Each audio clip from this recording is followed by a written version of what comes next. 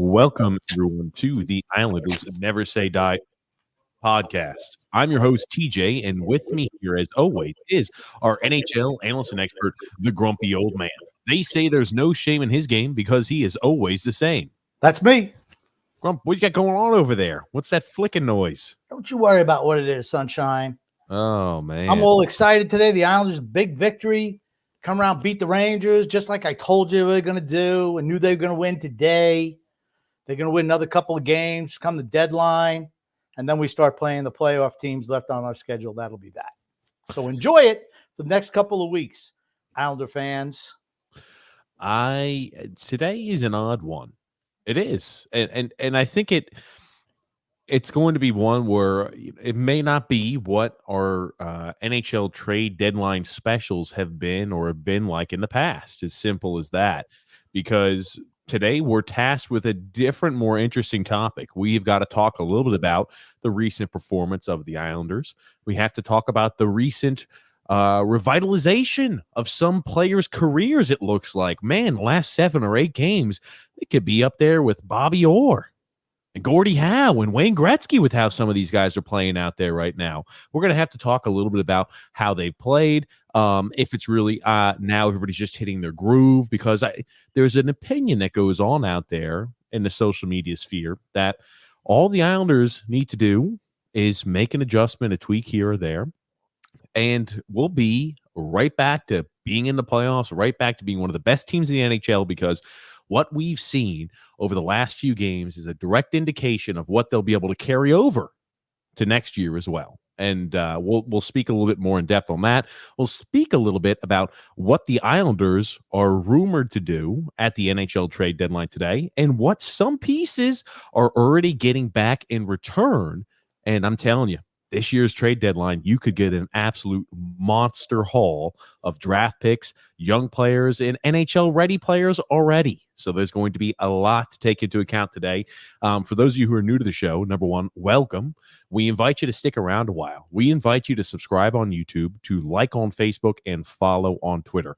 My schedule's been hectic, but we do this show every single Wednesday and Saturday at 8 p.m. Eastern Standard Time. We also cover games live as long as they're not West Coast games and as long as it's not on a Thursday or Sunday. The only reason we do not go live on Thursdays or Sundays is because we have another podcast called TJ and the Grumpy Old Man. That can be found in the link in the description below, and it can also be found as a linked channel on our YouTube page. So if you want to hear myself and Grumpy just shoot the shit and talk sports, that's exactly where you need to go. Thursdays 9 p.m. and then Eastern Standard Time, and Sundays 8 p.m. Eastern Standard Time. Yes.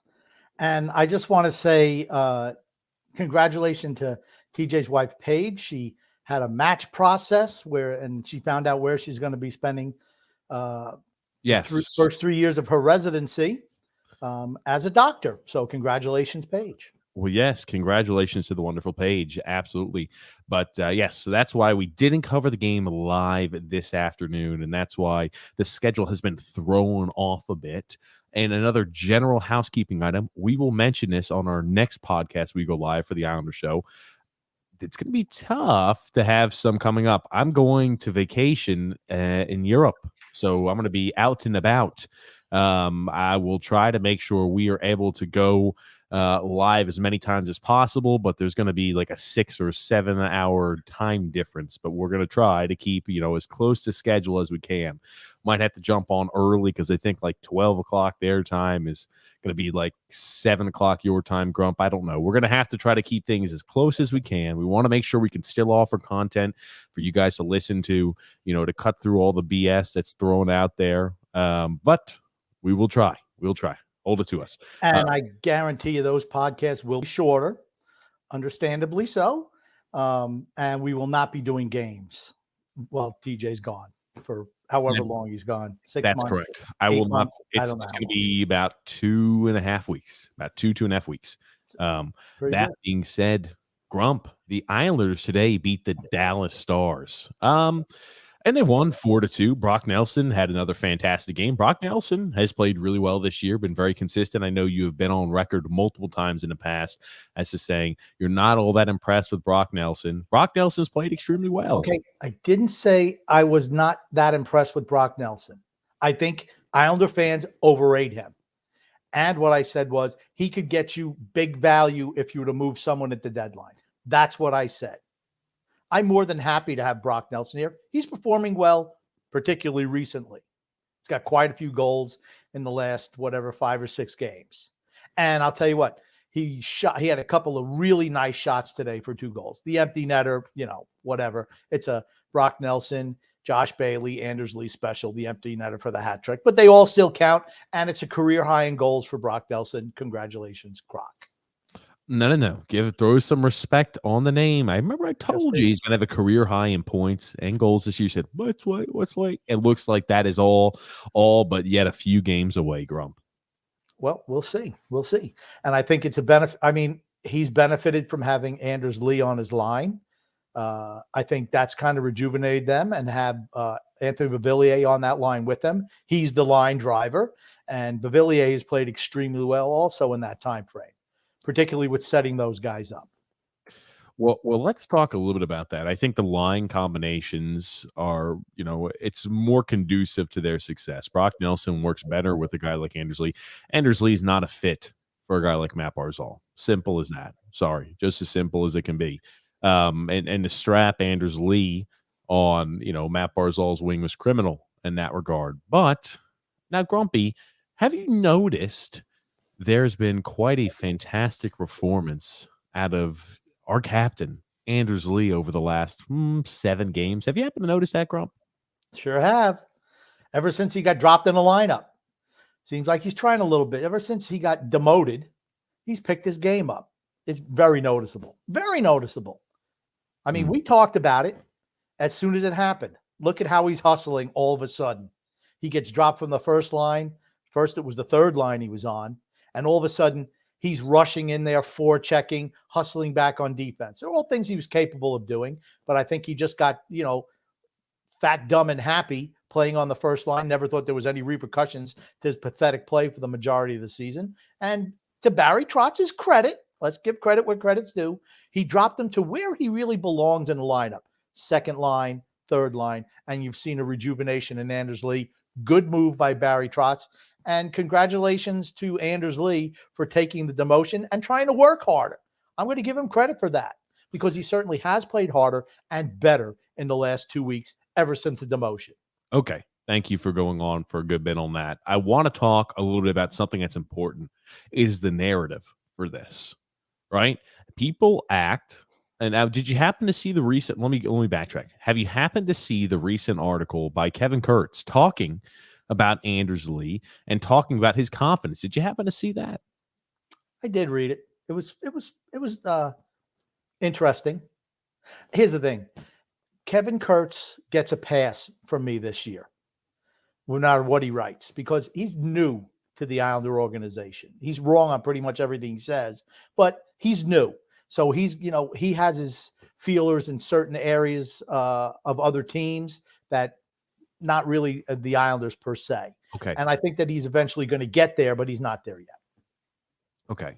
Well, let's gear that. I'm not talking broad Kevin Kurtz. I'm talking about this specific article. And did you happen to read it? You said yes. Now, it happens to talk about Anders Lee.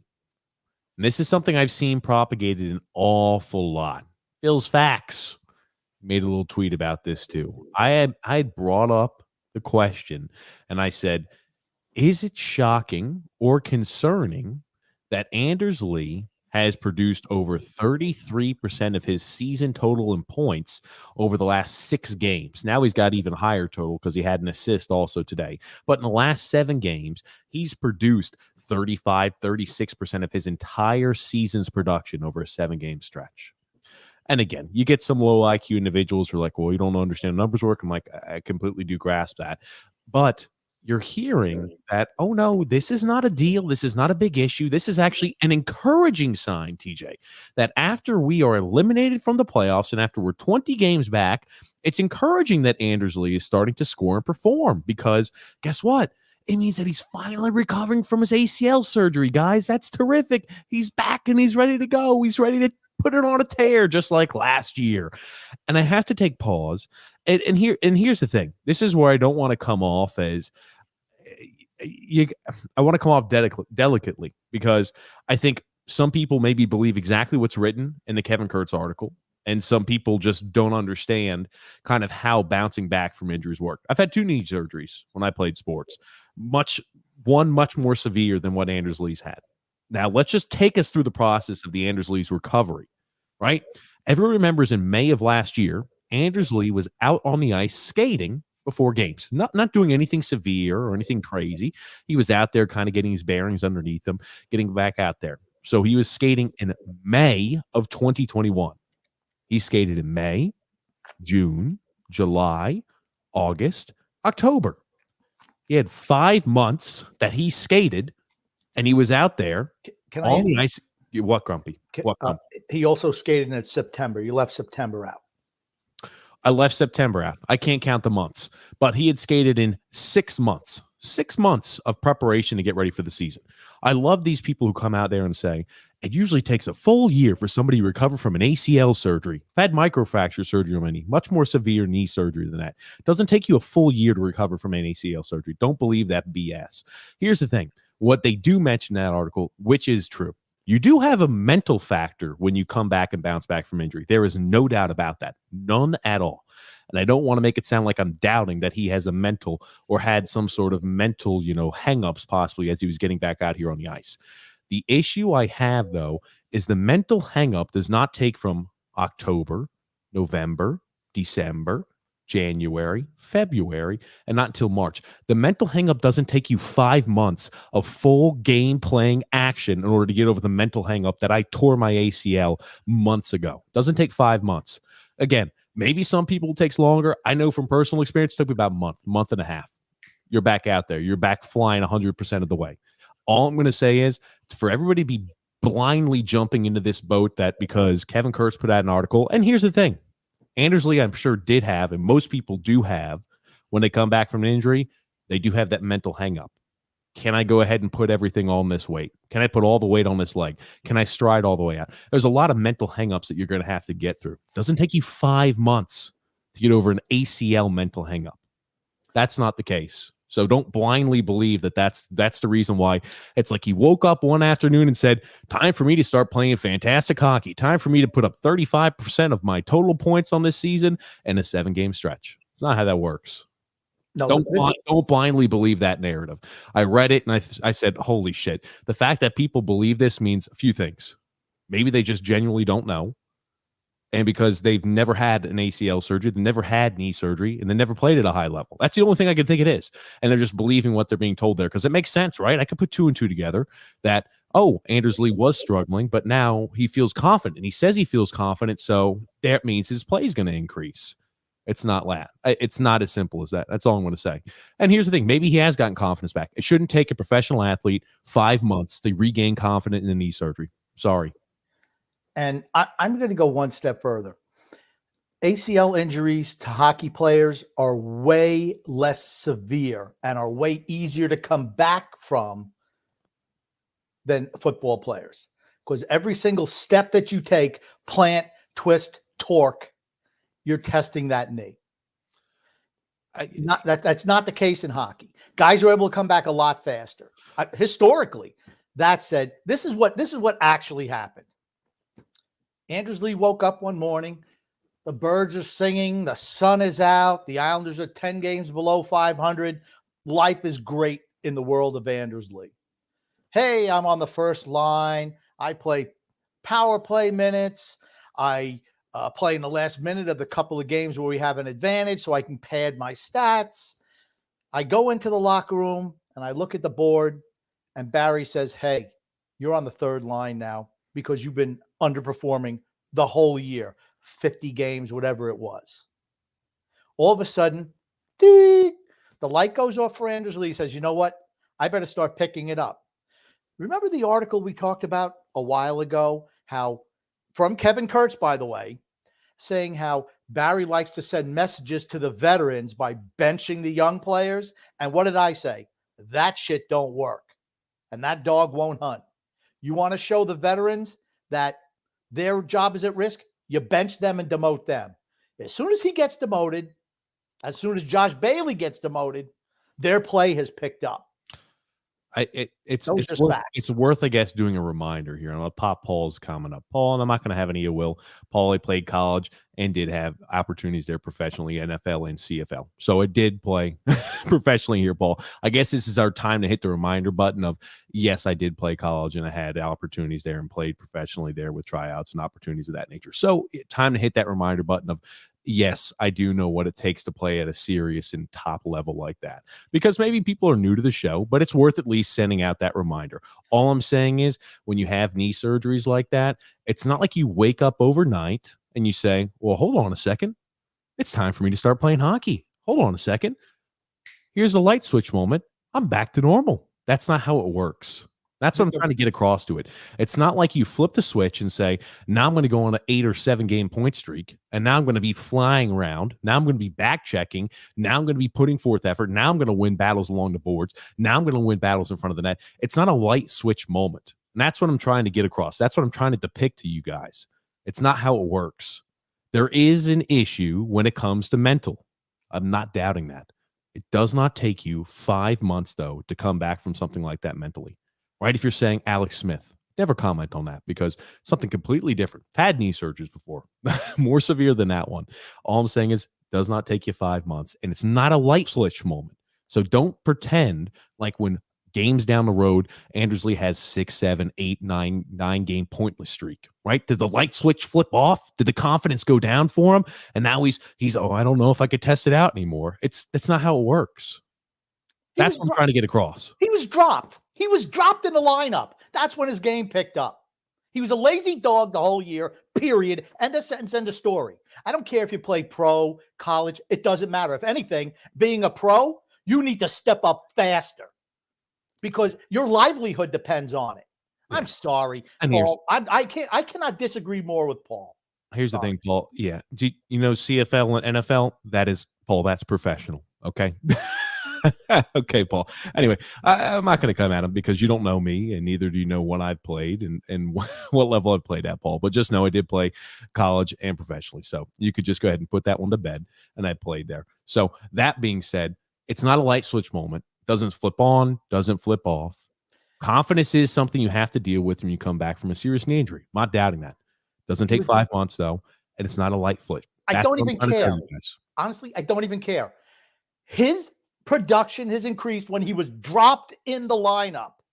That's when he started producing. He was dropped in the line, first to the third line, and then to the second line. Never to be seen on the first line again. Maybe, well, here's the thing. We know he wasn't a fit with Matt Barzal, but here's the thing. He started hustling. His spot as number one guy was questioned by Barry Trotz, so he picked it up, as every professional and actually anyone who's ever played a sport, period, should be doing. Okay? Finally, it went on for him. Hey, I've been floating around for years as a first-line player. Sorry, you're not. Okay? You get demoted. Now you're hustling. Now you're back-checking. Now you're being aggressive, going to the corners of the offensive zone. Good. That's what you're supposed to be doing. Thank you. The same exact story could be used for Josh Bailey. We can use the same exact item. Why does Josh Bailey, 40% of Josh Bailey's point production come over the last 8 games? Why has that happened? Did he have a magical knee surgery we didn't know about? Did he have some confidence issues he was working at? Was he putting his shoes on the wrong foot in the morning and now he remembered how to put them on the right shoe? It's not just applicable to one person. Anders Lee is one of them for certain. Look at Josh Bailey. Look at Kyle Palmieri's point production. Look at all these players' point productions. Once a season's mathematically almost eliminated, we see a huge jump in production. Why is that? Let me ask you, why has Josh Bailey gone on a tear as of late? Why did Anders Lee go on a tear as of late? Brock Nelson's played well all season long, but he's really dialed it in lately. Brock Nelson has played well all season long. But why did Josh Bailey? Why are Anders Lee? Why is Kyle Palmieri? Why are all these people going on a tear when the season's over? Why is that? Ask yourself that question as a fan. Why now, when we're 20 points out of a playoff spot, do I see the players who have struggled to play through the first 50 games of the season? Why do I start to see them playing and busting their ass out there every shift? Why do I see that now? And I didn't see that the first 50 games of the year. Guess what? Since the NHL All-Star game, people say, well, there's been a lot of things that have happened this year, and that's the reason why we played poorly. And there's a lot of circumstances, but we're going to bounce back and we're going to be fine. What we've seen over the last 6 games is exactly what we should expect as an indicator and a barometer for success going forward. Well, here's the proof. The proof is in the freaking pudding. In the last 20 games, which is since the NHL All-Star game, we've played 20 games. We've been 10, 7, and 3. 500 club. Simple as that. You want to know what the record is against teams with a playoff caliber or the teams that are in the playoff picture right now? 3, 5, and 1. I get it that we've been all a little, 5 wins in the last 6 games. In the last 20 since the NHL All-Star break, 3 wins against the teams that are in a playoff spot today. This podcast is taking place March the 19th.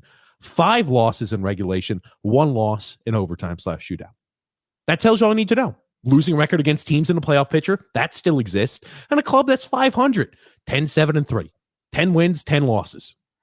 Simple as that. I don't know how else to explain it to you guys. We are still struggling. And for those that think that, oh, well, we just flipped the light switch on. Everybody's back going ready. I don't know. Here's the thing. We have played better. And the veterans in particular, who I've been extremely hard on this year. And what was I thinking all year? I said, you know what? The game has passed them by. They're all a half step slow because that's how they looked. That's how they played all year. It's disturbing to me to see them perform this well when you're 2 weeks or 3 weeks out from the trade deadline.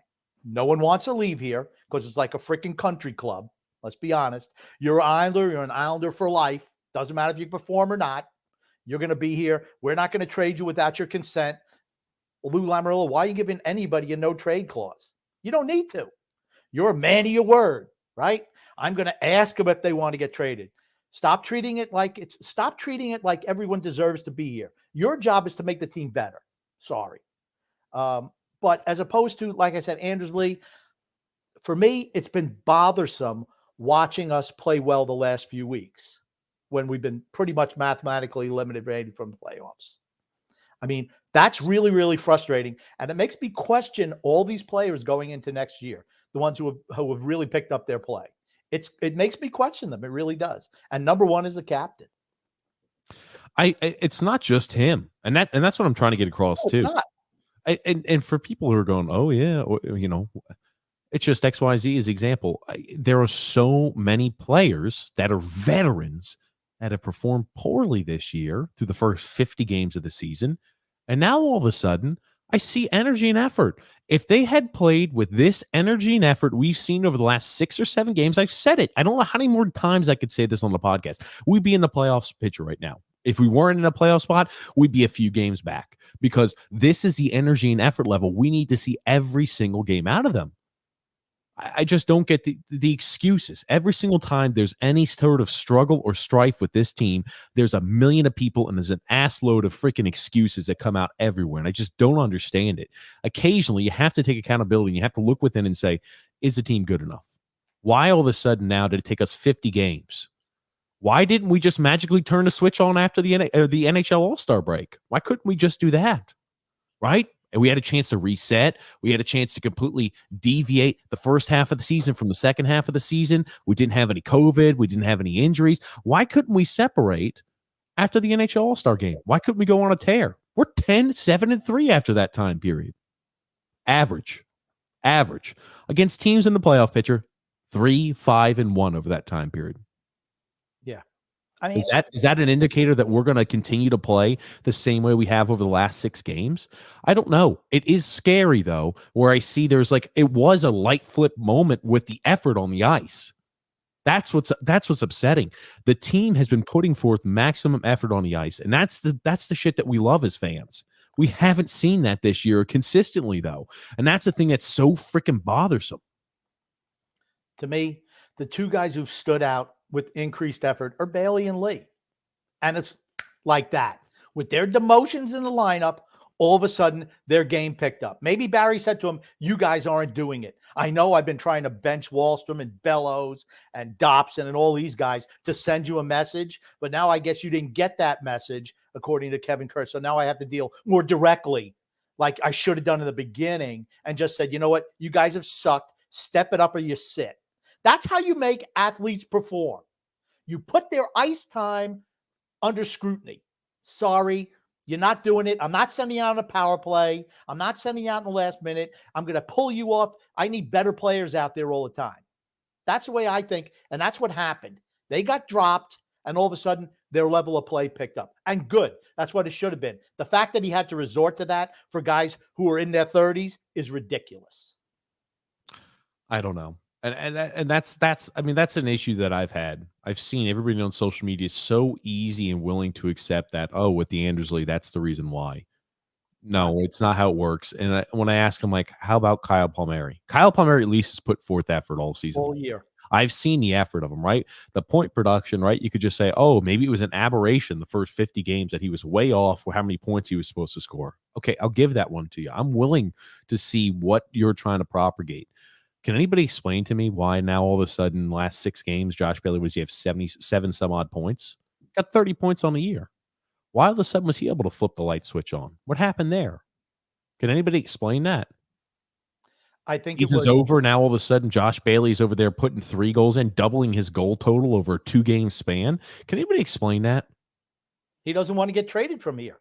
He does not want to run the risk of not being on the island where he's comfortable with his happy life with his family. That's what it is. They don't want to risk getting traded. They love it here. Zach Parise wants to come back. I want to I love it here. Don't want to leave here. And then he says, last year I was a healthy scratch. Not here. I play all the time. I say it once again. Nobody in their mid-30s wants to leave the Islanders. They all want to stay here because this is the only team in the league where they're going to get consistent ice time. So that's how I wanted to start off the show.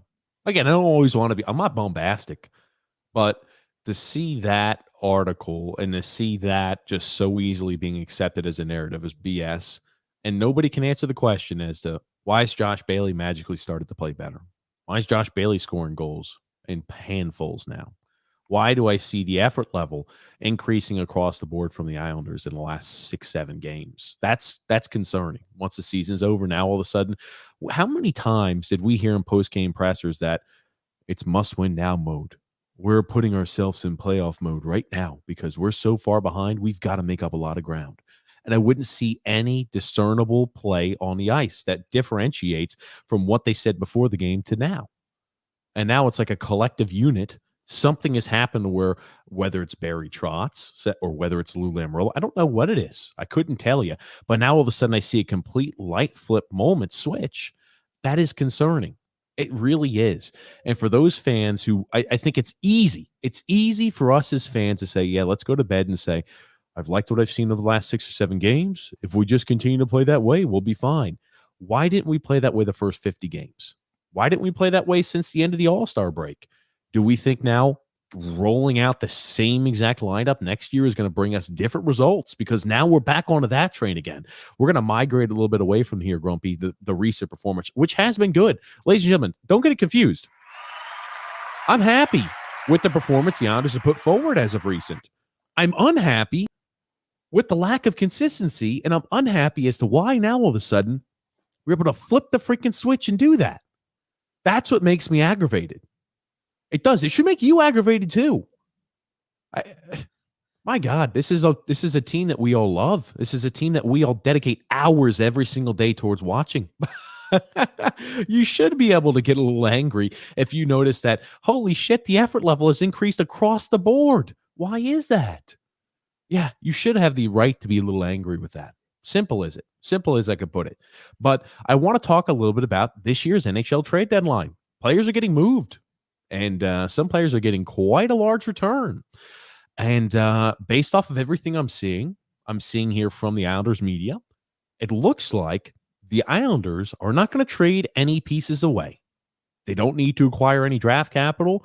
I read today that, just like you had mentioned, Zach Parise would love to be here with the Islanders long-term. He'd love to sign back. He's part of the solution. Zach Parise has played well. Here is my question, Islander fans. Do you think Zach Parise is going to take another league minimum deal to stay with the Islanders? Right? I'm sorry. At the age of 38 years old, we can't afford to give you $2 million, $2.5 million. I don't know what he's going to ask for, but are you willing to take league vet minimum? If not, it's a totally different story. You Go can't back to play a guy. Minnesota. Go back to Minnesota and ride the bench and be a healthy scratch. That's a serious question. Zach Parise has played well this year. No doubt about it. Zach Parise has done a great job. Do you think Zach Parise is willing to take another league vet minimum deal? If he's played so well, and there are going to be people who want to sign him because they've liked what they've seen with him on the Islanders, right? If we as fans like what we see from him, other teams are going to like what they see from him also. And you're going to have more suitors for Zach Parise this year than you did last year. He had no options at the end of last year. That's why I signed the vet minimum deal. Okay, but that's what I'm saying here. More suitors mean that he's going to get offered more money. Do you think Zach Parise is opening up a charitable trust? Do you think he doesn't care what he's going to get paid? He's going to want to try to maximize what he's going to get paid. And maybe he does take a little bit of a hometown discount because he loves Lou Lamoriello, loves Barry Trotz, loves the Island, etc. Do I think he's going to take a league vet minimum deal? I don't know. Probably not. And that's the thing, right? If you're thinking, oh, we've got to bring him back. Yeah, I'm not so sure I want Zach Parise back if he wants $2+ million or more. Do you? Let's say he drives a hard bargain and says, I've played well. Look at my point production. I play on the power play. I play on the penalty kill. I'm so versatile for you guys. I see Casey gets paid $2.5 million a year. I do things very comparable to Casey does, except I bring a little bit more to the offensive side of the puck. Give me a 2-year contract for $2.5 million per.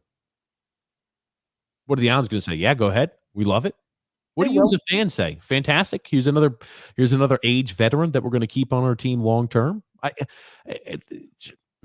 And he's not played poorly this year, but the thing that makes him very appealing is his deal is so cheap. He's going to get a no trade clause to boot. You watch. He'll get a no trade clause to boot, or a no move clause. Even better. It's so ridiculous. All right, you caught lightning in a bottle like you did with Filppula. Okay, that's what happened. He's 37, going to be 38. And I'm on record as being against that signing at the beginning of the year. I didn't think he was going to make a difference. At the end of the day, he didn't make a difference because we are not making the playoffs. But he certainly outperformed that contract, without a doubt. Why not move him at the deadline, get something, and then if you really want him back, he's unrestricted free agent at the end of the year. You just sign him. Then you get your cake and eat it too. That's right. And here's the thing. I can argue to say, if you want to pay him more money, right, that's okay if it works a sense that you're going to be getting some sort of draft capital back in return. To sit on your hands and not move them, right? I can argue and say I'm willing to overpay a guy by maybe $1 million or $500,000 if I'm going to get a second or a third round pick back in return in a very deep draft, right? I could say, all righty, maybe we overpaid him. I'm not a big fan of that, but at least we got a second or a third round pick for Zach Parise. I don't get the ideology of that. We've got to sign him back because he's unwilling, right? If he wants to be here so badly, let him have a chance to win a cup. We're not going to make the playoffs this year, Zach. We want you to be here. We think you're part of the answer here going forward. Whatever you've got to tell him. And then we want to sign you back in the offseason. Happens all the time. Look at Adrois Chapman. Remember when he got traded originally? Was it Chapman who got traded, then re-signed back with the Yankees? Yeah, traded to the Cubs. Traded to the Cubs, won himself a World Series, and signed right back with the Yankees. If he wants to be here, he'll sign back. And if he doesn't, then he didn't really want to be here. You listen to Andy Green say, yeah, no, I don't want to move. So you don't want to be moved to a contender with a chance to win a Stanley Cup? Like I said, I just feel like that's the majority of this team. They don't really care if I'm not saying they don't want to win, but it's like our comfort in our advancing age is more important than winning a Stanley Cup, moving somewhere and winning a Stanley Cup. And I can understand that, but from a general manager aspect, don't you have to question those players? I just find it interesting that when nothing was on the line, when there was no pressure on them, they start performing. That's disturbing to me. No pressure. All of a sudden, hey, we're not going to make it. Let's have some fun out there. Let's win. I don't know. It just drives me crazy. And Zach Parise, like I said, has earned every penny that he's made this year. I'm interested to see what bonuses were also added into his deal. Probably about $750K or $1 million. I don't know what it is. But here's the thing, right? If you're with the bonuses, let's say you're giving him 1.5, 1.75 million. If he's played well, which he has, and he's going to have more suitors, what's to say he doesn't want more money? Players, again, there's always a mixture of a few different things. They want to be able to play on a team they like. They want to be able to play an area they like. They want to be able to make money. That's a big part of that too. So he's not going to go ahead and take a discount deal, I don't think, to stay with us and say, yeah, give me a paid deduction. I played better than what I did last year in Minnesota, so I want less money. You've seen what I could do firsthand, and now I have more suitors out there. Pay me less money. That's not how that works. I know inflation was 7.5% last year. Not only pay me less money, but my money will be less valuable. That's not how that works, ladies and gentlemen. That's not how it works, guys. So that's one of those things, right? When we're thinking about we need to sign back Zach Parise. Hopefully, our general manager has had to talk with him and his agent to know what their asking price is. Fingers crossed that's already happened. It sounds like they're not moving Parise.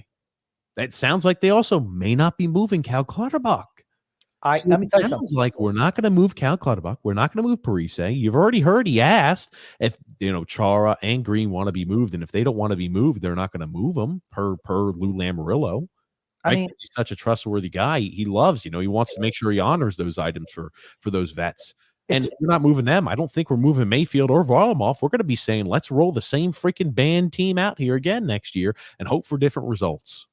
Boy, TJ's really pissed today. I don't think I said 5 words the whole show.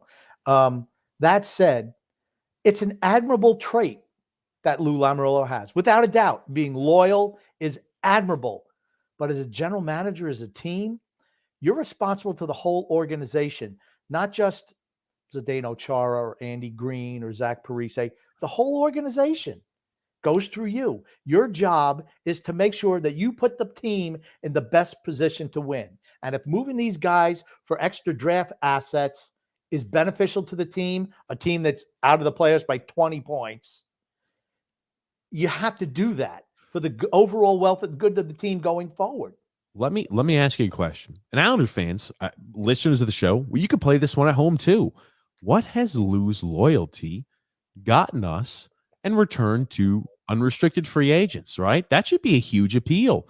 If Lou Lamoriello is a guy who's so loyal that he's going to ask you if you want to be moved at the trade deadline, if you really want to do that, that should be a little extra motivating factor possibly to move you to Long Island. You've got the brand spanking new UBS Arena, best state-of-the-art facilities in the entire NHL community. That's a big one up there too. In New York, how could you not love that, right? Big market. What has that loyalty gotten us in return as the name of a big unrestricted free agent? What has it gotten us so far? Nothing. Zdeno Chara, Valtteri Filppula, Zach Parise, Derek Brassard. Are those the guys that we could put a feather on our cap with and say, hey, they really helped move the needle? They really helped us win a cup? No. Komarov, Leo Komarov. Well, Matt Martin was a trade, but Leo Komarov, he was another free agent signing. What has Lou's loyalty earned us in regard to, right? If he's so loyal, and that's one of the huge factors why players love the hell out of him, why are the players, the talented players that are unrestricted free agents, when we offer them money, why do they not sign with us? Can anybody put the two together for me? That's why I don't understand. Like when I'm looking at these thought processes that people are throwing out here, yeah, I am pissed because I see all this shit thrown out on the internet, and I think to myself, has anybody actually thought through this? And I'm just confused. I really am. It doesn't make sense to me, because if the loyalty was such a huge, big factor for him, and we could say we don't need to trade Big Z or Andy Green for a 5th round pick. Well, 5th round picks don't turn out all that often. Yeah, Kirill Kaprizov is really just he's average a guy. He's an average player out there on the ice. You need draft picks. You need shots. You need shots and rolls of the dice, because occasionally one of those 5th and 6th round picks pan out, i.e. your Anders Lee, i.e. your Jared Spurgeons, i.e. your Kirill Kaprizov. It just happens. Oh my God. Will you shut up, please? At some point in time today? Okay, here's the thing. You don't have to make the pick in the 5th round. You could package a couple of those picks to move up. You see a talent you want in the 3rd round. Okay, we'll move a 4th and 2 5ths to get an extra 3rd round pick. You don't have to pick everybody in the 5th round. It's about maneuvering the draft board. Everyone knows that. I mean, but for me, it's just frustrating. I mean, like I said, it's an admirable quality that he has as a human being. And I never questioned Lou Lamoriello as a human being, ever. Okay? But you're responsible to the overall organization. And I know you don't want to trade Char without his say-so. I'm sorry. Why, if everyone can trust everything you say, why are you giving anybody no trade clause contracts? Why? Because they all want to stay here. No one wants to leave. You want to know why? Because you're not held accountable for anything. You never have to win, and you get paid a shitload of money. That's why no one wants to leave here. We haven't won anything in freaking almost 40 years. 40 years. And here's the thing, putting up a banner for Eastern Conference loser 2 years in a row isn't good enough for me. Shouldn't be good enough for you either. I don't disagree. That said, Ilya Sorokin is tremendous. He's tremendous. He won us the game against the Rangers. I knew we were going to beat the Rangers. All those naysayers who didn't think he was a top 10 goalie, I'm just waiting. I mean, the guy's fantastic, right? Think about this. He's doing this with Zdeno Chara and Andy Green as two defensemen out there on the ice. He's sensational. He's sensational, right? Unbelievable. And here's the thing. People forget. He and Sorokin have this little rivalry thing. They do. He plays his best against the Rangers. I knew, I told you, TJ, there was no way we were losing to the Rangers. First of all, I don't think the Rangers are that good. That said, man, they really impressed me offensively. Sorokin was sensational in net. Just sensational in net. He won us the game. And Sorokin wasn't half bad. But, I mean, to me, Sorokin was just way better. Way better. And good. I knew we were going to beat the Rangers. Even when we're crappy, we always play the Rangers tough. Always. I mean, you think about Sorokin as well. Now he's notched his way back up to tied for fourth in save percentage. Right? It's crazy how much he let in 1 week goal here. He let in 1 week goal there. The guy single-handedly kept us in that Rangers game. Single-handedly. He's spectacular. He's phenomenal. When we talk, and this is why, and I hate to talk big picture around the NHL trade deadline, but the reason I do that is because I see pieces like your Sorokins. I see pieces like your Barzals. I see pieces like your Noah Dobsons. I see these huge core pieces upcoming, and I think to myself, how can we help better augment their talent to make us a more successful franchise? Saying, let's roll the same team out there next year. Let's not try to get some additional draft capital that we can either do anything with, right? We could trade draft capital for a guy who may be on the fritz, or maybe he's fallen out with a team and now he's looking for a new home. There are options you have. You can't trade any more draft capital. If you acquire draft capital, you can move draft capital for a guy that is young, that has talent and ability, that may need to change his scenery. What's to say, Grump? You look at Anthony Beauvillier, right? People keep saying, "Oh yeah, we need to trade Anthony Beauvillier. Maybe he needs to change his scenery." Yeah, maybe Anthony Beauvillier does need to change his scenery. Maybe he needs a team that plays a little bit of a different style. Who's to say we can't give it and package up Anthony Beauvillier and maybe get a one-up of a guy who's fallen out of bad graces with the team who's a younger player? I'm just saying, right? You might have to give up some draft capital to do that, but you're still keeping another young player on your roster. It's the mindset, though, of let's move Anthony Beauvillier, one of the only young forwards on the team, as opposed to all the other aged junk that we have just littering this roster. Is just, to me, it makes my head want to explode. He's not been great this year. He's played well recently because he's a good fit. He's a good fit anytime he's with Brock Nelson and Anders Lee. Why? The same reason he was a good fit for Eberle and Barzal, because he's a guy who really hustles and he makes plays. His feed today for Brock Nelson's second goal was tremendous. Just tremendous. Yes, Nelson, that's a good shot, but it's all because of the pass from Beauvillier and the setup. That saucer pass from behind the net through the crease over to Nelson was phenomenal. I'm sorry. And when he's hot, that line takes off. When he's not playing well, that line sucks. I've said it 100 times before. Brock Nelson doesn't drive a line. Anders Lee doesn't drive a line. Josh Bailey doesn't drive a line. Anthony Beauvillier has the ability to do that. He's just not consistent doing it. You want to know who our leading scorer is since the All-Star break? Brock Nelson, right? No, Noah Dobson.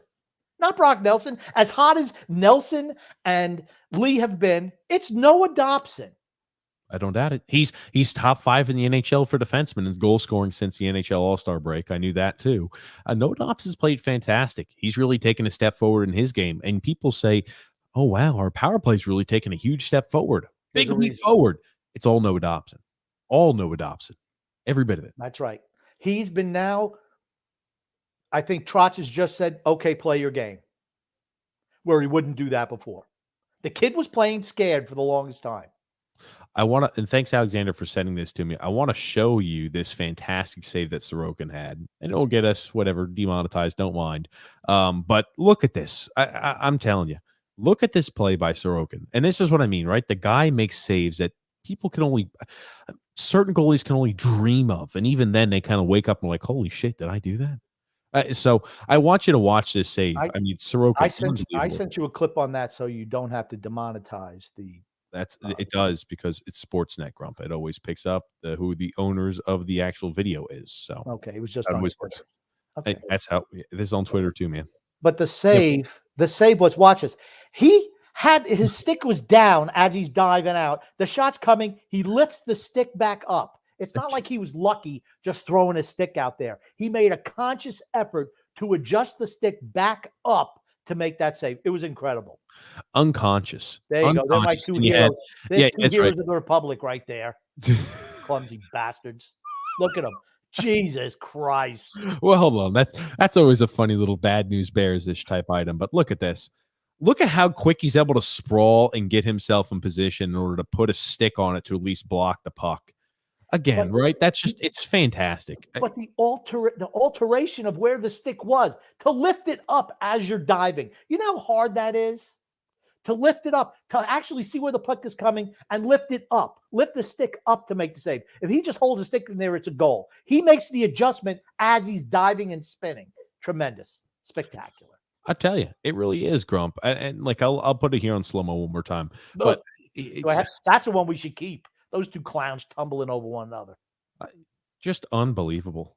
Oh, throws it up. He makes a spectacular save. There's a lot of reasons to be excited about the team going forward. We understand that. There are. The reason we get frustrated, the reason we get, or at least I am too, is because I see a mismanagement of assets. That's exactly what this is, a criminal mismanagement of assets. It's the same exact way and the same exact feeling I had when they got nothing in return for Devon Taves. And I mean absolutely nothing. It was a criminal mismanagement of assets. I'm starting to see the same exact item here now to say, well, the same team out there, and it's going to be fantastic. What we've seen over the last 6 games, we can expect going forward. It's just such a lazy and mentally obtuse way of thinking about this. It really is. Drastically think. I want you to put the thinking caps on. Why have we struggled since the NHL play? And Mark K, I appreciate you sharing this with me. Maybe he put it together, Grump. Mark, I got to exit out of this. Mark went ahead and mentioned that the reason we may be struggling still, or the reason why we played well as of recent, is because we've played well against the teams that are not in the playoff picture. Yeah. And again, he's saying here, I think you're answering your own question. Hold on, Grump. I think you're answering your own question. They've been beating non-playoff caliber teams. That's why the performances seem so much better. And he says, I'm also afraid that Kyle Palmieri is used to playing on losing teams. Yes. i.e. the Devils for years and years. And now there's less pressure and he's converting his chances. Josh Bailey's just been wildly inconsistent. He's on a good run. He'll be back to the typical Josh Bailey soon enough. He's already back. He's already back to his usual Josh Bailey-ness. 100% agree. But here's the thing, right? I actually forget it. I forgot my point. Just move on.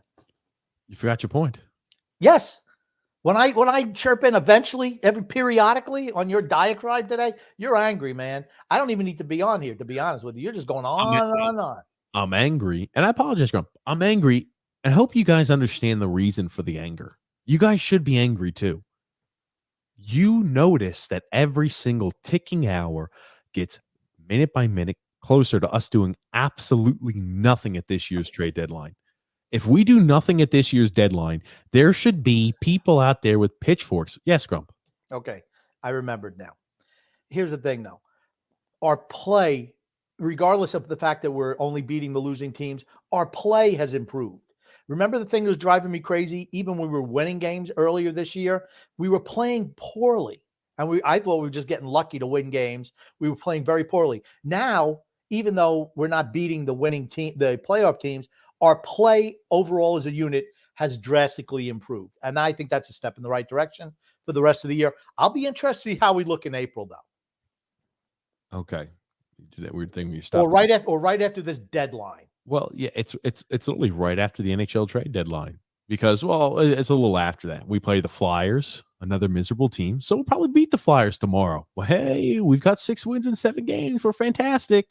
We've played all the teams that are bottom 10 in the NHL, and we happen to nab a few good wins, right? We nabbed a good one against the Rangers.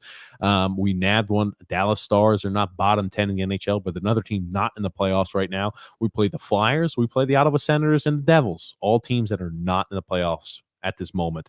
Then the schedule starts to get a little tougher. You got Boston, you got the Lightning, Columbus twice, the Rangers, the Devils, the Dallas Stars, then the Carolina Hurricanes, the Blues, the Penguins twice, Montreal, the Maple Leafs. You got a lot of tough teams. Florida. I mean, just think about what players have been traded for at this year's NHL trade deadline. And this is why I'm so adamant that we have to take action and we have to acquire draft capital.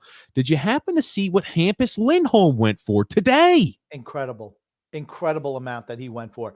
I don't understand why Scott Mayfield's still part of the team after seeing that deal. I just don't.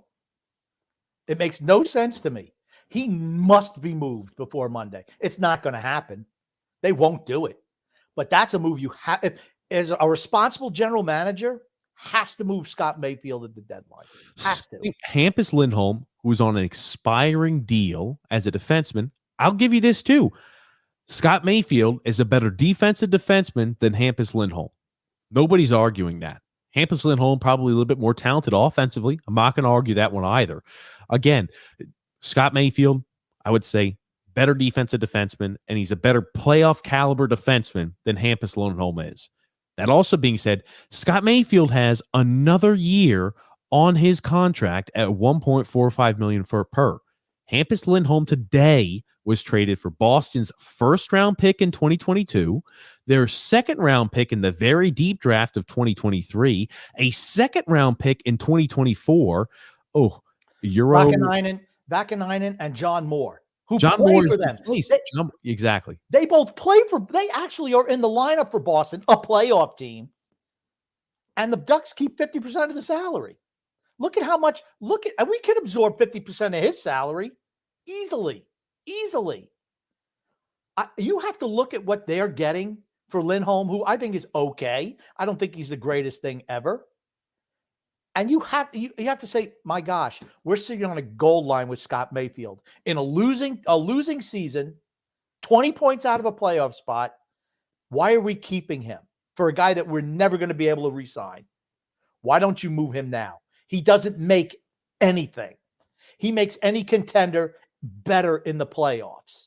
And it's a 2-year thing. It's not like it's a 1-year thing. He makes you good this year and next year. He's a better player in the playoffs than even in the regular season. And he's been good this regular season of all the defensemen they've had. He was elevated to first pairing when Pulock was out and more than held his own. I mean, how do you not make that deal? You know there has to be somebody out there who's willing to make a deal for him. You know it.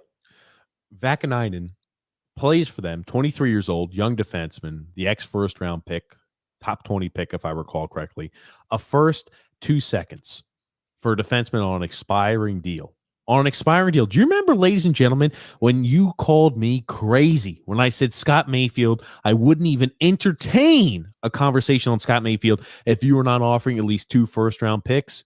This is the reason why. At the NHL trade deadline, it's a time period where the wacky season occurs and teams always overpay for defensemen, forwards, and goalies. They overpay for every single position player out there.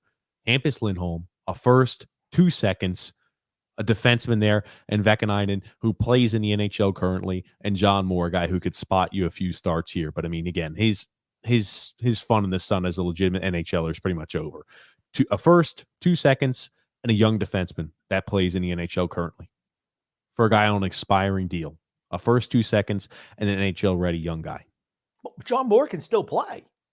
He's bounced between the Providence Bruins and the Boston. He's only played 7 games this year, Grump. Okay, but he's a depth guy. He'd be a 7th defenseman here. As I said, he's played a total of 12 games in the NHL in the last 2 years. He's not a guy that you want to rely upon game in and game out. But Vakanainen is a guy you could say, all right, he's young. We like what we see in him. He's playing up there for the Boston Bruins currently, albeit a lot of injuries help put him into that position. But, right, a first, 2 seconds. A first and 2 seconds for a guy on an expiring deal. And then, a first, 2 seconds, and an NHL-ready defenseman. for an expiring deal is right. What would Scott Mayfield actually get you this year? Oh, And I just, for me, it's like a freaking no-brainer. I just don't see how you put more stock in the last 6 or 7 games as opposed to the first 55. That's what I don't, 50, whatever, almost 55 games. How do you not look at the season as a whole and say, you know what, we're closer to the team. And even over those games, when the veterans started getting hot, we're only 500. Okay, what were you about to say? Because you've made about 2 or 3 statements and then stopped. I don't know. Here's the thing. I've only talked, I think, 2 or 3 times in the whole show. So I have a lot of thoughts, but I don't get any time to talk. So anytime I do, I'm just trying to throw everything out there because I don't know. It's probably another 45 minutes before I could say anything else. Jesus, man. Do you ever breathe when you speak sometimes? I don't have time to breathe with the way you're going today. I don't have time. Because I talk and then you stop right over the top of me. You're crazy. If I did that to you, I'd hear it at the end of the show. I'm telling you right now. Oh, you're ridiculous. You're ridiculous, Grumpy. So big return. Big return. Claude Giroux, shockingly enough, didn't get a very big return. Didn't get a big return this year at the trade deadline. They got they want to get in a first round pick in 2020. Am I right? In 2024, Grump? Something like I sent it to you. Whatever it was. I can read it back to you. Let's see. I'll just don't worry. I'll pull it up, Grump. I was hoping you'd know the trade as I was pulling it up as a visual aid. Jesus Christ. Owen Tippett and a first round pick in 2024. Actually, there was a little bit more than that. The whole thing came out. They gave up a fifth, the prospect. No, Grump. Claude Giroux and a 2024 fifth, Connor Bunneman and German Rupzov for a 2024 first, 2023 third, and Owen Tippett, who's actually a pretty good winger for Florida. He's young too, right? He was a guy, I think was a top 10 pick a few years ago. And, there's not enough minutes to go around in Florida. So maybe they think he's ready to make a next step.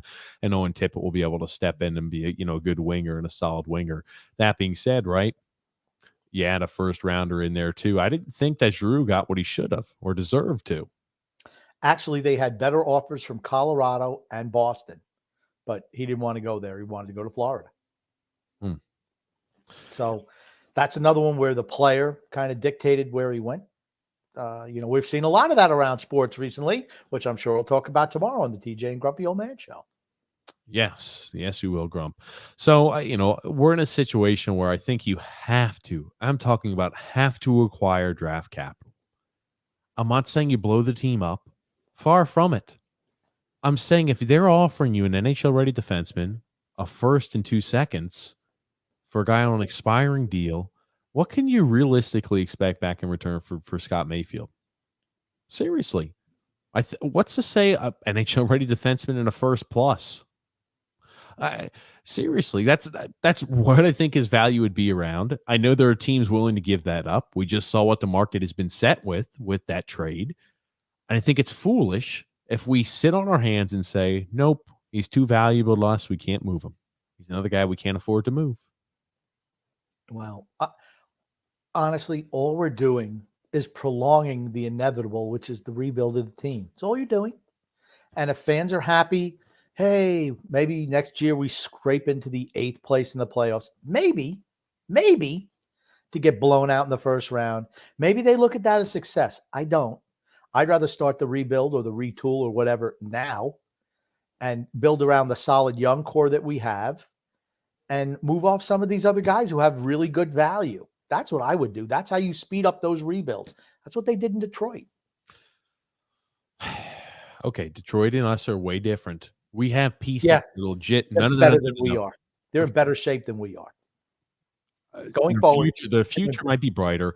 We're in better shape than Detroit ever was at that time period when they started the rebuild. So it's two very different situations, Grump. But it's the same thing they went through when their team wasn't making the playoffs anymore, where they qualified 32 years in a row for the playoffs, and they would just keep on throwing draft picks and stuff, trying to stay in the playoff hunt every year when their team wasn't that good anymore. All they did was delay the inevitable. And then when that happened, they totally bottomed out. That's what happened. And now they're just coming their way back up. That's what happens when you hold on to the vets too long. Eventually you bottom out because you have nobody in your minor league system. Well, needless to say, it looks like right now the Islanders are going to sit on their hands and do nothing this year at the NHL trade deadline. Barry Trotz talked about how valuable Kyle Clutterbuck was, how he didn't like him too much originally when he wasn't. Another one of those players he didn't really like too much when he was coaching against him. But once he started to coach Cal Clutterbuck, he knows how important and how valuable he was and is. Makes you think, doesn't it, Grump? He's a fourth liner. He's a fourth line player. They're a dime a dozen. He's a fourth liner. Does this comment here again saying, told Clutterbuck, I don't like you at all. I didn't like him at all. Now he says he likes Cal Clutterbuck very much. When I see stuff like this being released, it means either one or two things. That James Nichols is grasping at straws when it comes to this, which I don't believe is the case. I believe it is more to do with Barry doesn't want to have Cal Clutterbuck leave. Barry Trotz wants Cal Clutterbuck back. Barry Trotz wants to re-sign. If it was his will, he would re-sign Cal Clutterbuck back next year or this offseason. And if the general manager and the head coach work hand in hand, we might see Cal Clutterbuck for a few more years too. What's to say we don't sign Cal Clutterbuck to a 2-year extension? Extend him out for the rest of Matt Martin's tenure here, right? Well, instead of having the best fourth line in hockey, we'll have the oldest fourth line in hockey. And what's the big deal? He said the same thing about Josh Bailey. Not that he didn't like him at all, but he didn't think he was that good. No one around the league thinks he's very good. But boy, that Josh, he's smart. He's real. No, he's not. Everyone around the league thinks that because, you know what? He's not all that. And here's the thing. You have to say nice things about him because he plays on your team. I understand that. My concern is what happens with Matt Barzal? If this team continues a steady decline because we continue to just re-sign old veterans back as opposed to trying to get better in the long run, what does it say to Matt Barzal? Because the bottom out time is coming. I'd argue we're almost there. I'd argue we're very freaking close already. I think it's as simple as that. And I'll pop this one up here. Chris Botta, grumpy old man, says Zach Parise, 38 years old in July, is a solid third line forward with 8 goals. He is solid. Played really well this year. 19 points on the season. We're 19 points out of a playoff spot. I think it's more now. Yet most seem happy about the rumors he'll be back. It's odd to me. It's not the direction this team should be heading in. We shouldn't be excited about re-signing back a third line left winger. Does that tilt the needle? We've had Zach Parise all year this year. Is he a guy where you say he's indispensable? If we lost him, we would drop from, let's say, if we're going to have 85 points on a year, we're going to drop to 65 points. If we lose our third line left winger, our rock, Zach Parise? No. He's not a guy who's indispensable on this team. No, he's not. But you told me at the beginning of the season, this could help put us over the top. He was what we needed. This guy, the third liner. Hold on. You're mixing me and Phil's facts up. I said 10 to 15 goals this year. I just say the amount of goals. Which he's 10 to 15 goals this year, which I think he's right on pace with. And the other thing is too, I think he does add a scoring touch to the third line. I think he is important. But what is he going to want this offseason? And it's not crucial that we have him back. That's the issue, right? I see a guy like Kiefer Bellows. Okay, we're telling you, Kiefer, hey, no chance here. Go somewhere else. Hey, Kiefer, we have no shot here. I mean, like, what does that tell Kiefer Bellows? And Kiefer Bellows is not as well. He's not as well overall of a player. He's not as a well-rounded overall player as Zach Parise. There's no doubt about that. But how do you work on your game and improve your craft if you don't get any time in game situations? You go somewhere else. If I was him, I think he's a restricted free agent. I just think that they crush the young players and just period. They just crush them. Like Hosang, and now they're doing with Bellows. They're going to do with Bodie Wild. You can just see it. They just don't like them. And instead of moving them, it's like they punish them by keeping them in the minors. Why is Kiefer Bellows not playing right now? Can you explain to me any reason why with the lost season, he's not playing every single game? Why is Zach Parise even playing? He's 37, unrestricted free agent. Why? We know what he can do. We need to find out what Kiefer Bellows can do over the long haul. Same thing. I'm baffled. It's like the same thing where people are excited. Oh, Oliver Wahlstrom getting more 5-on-5 time and a lot of 5-on-5 minutes. Phil Fax was telling me about this. Look at all the 5-on-5 minutes that Oliver Wahlstrom's getting. Said Oliver Wahlstrom's still playing 12 minutes a night. He's not playing on the power play. how does that make sense, right? I feel like we're so desperately as fans trying to find little tidbits and little nuggets where we can just zoom in and say, well, that makes me excited. That makes me excited. No, let's come out and actually freaking think about what what the grand picture is. There are small tidbits to be excited about. Overall, there's a lot to be not excited about, and it's not being talked about because maybe people don't like talking about the negative items. I really don't know. Yeah, well, here's the thing. They don't watch every game like we do. They don't talk about it twice a week or more than that when they're playing games. And, that's why it's frustrating to us. We actually, I look with my eyes anyway. I don't even care what the newspapers say. I know what I see. They can't sell some line of shit to me, honestly. It's impossible. I watch the games. I watch the lack of talent, the lack of hustle that I've seen all year. I see when Andersley is just invisible all year until he gets dropped in the lineup. Now he's going to pick up his play. It has nothing to do with a knee injury. It's the fact that he's a lazy dog, period. That's the problem with him. Josh Bailey, same thing. And you say Brock Nelson's been consistent all year. He hasn't. He's been up and down. Right now he's hot. Right now he's really hot. That's what he's been his whole career. It's not like this is news. These players are who they are. As soon as we're out of a playoff hunt, all of a sudden the veterans on the team start playing better. That tells me I can't win with these guys in the big picture. When the chips are down, they're going to choke. I think I don't think you're wrong about those points. And I wanted to bring one more time up about Oliver Wahlstrom, right? Oliver Wahlstrom, how does he need to get better? Needs to have more time on the ice. Needs to play more. Simple as that.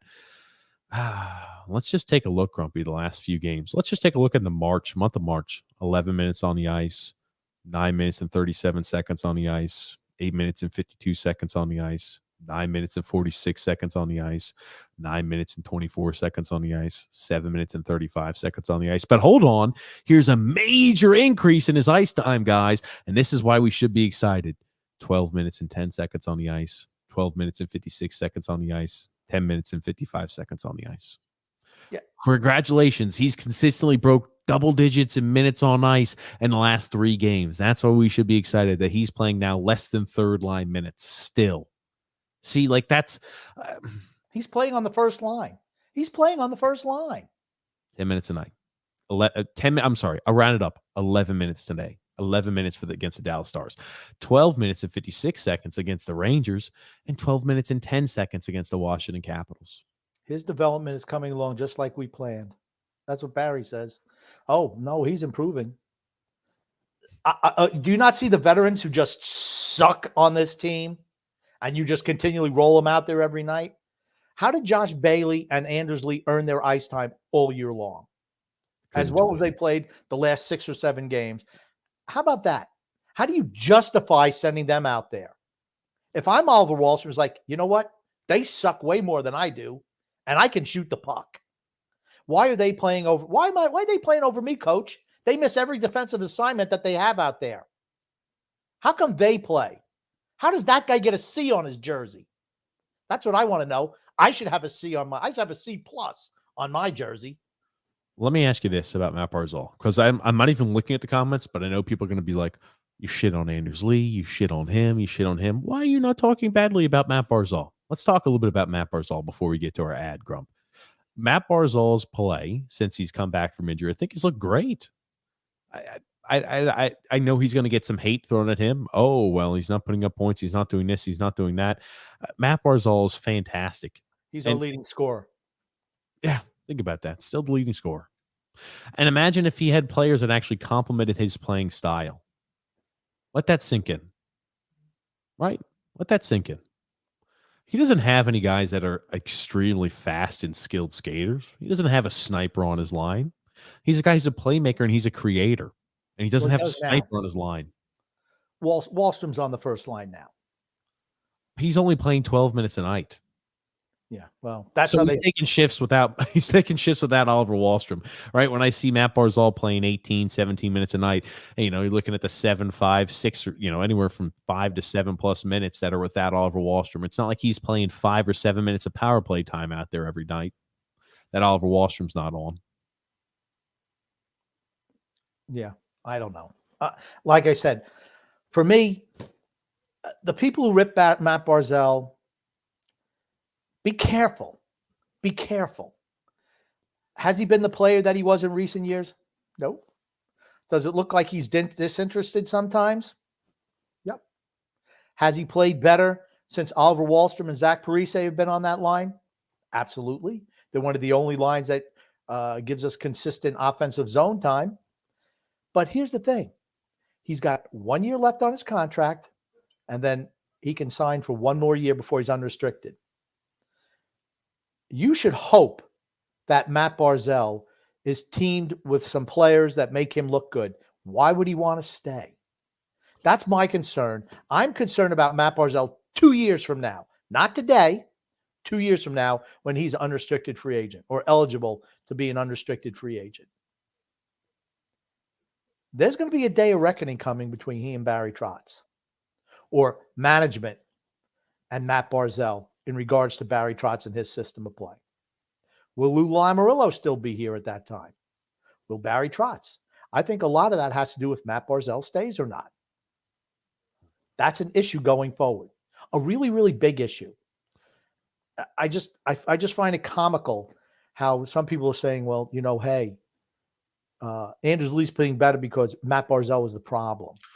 I fucking love that one. I'm like, here's the thing. I seriously can't tell if they're just being facetious and they're just trying to be a troll, or if they're being real, because some people out there seriously believe that, and other people are just trying to poke, prod, and have a good time and say, haha, Matt Barzal's not as good as you think he is. Ha ha ha. Seriously, do you think Matt Barzal was the issue? Matt Barzal and Anders Lee mix like water and freaking oil.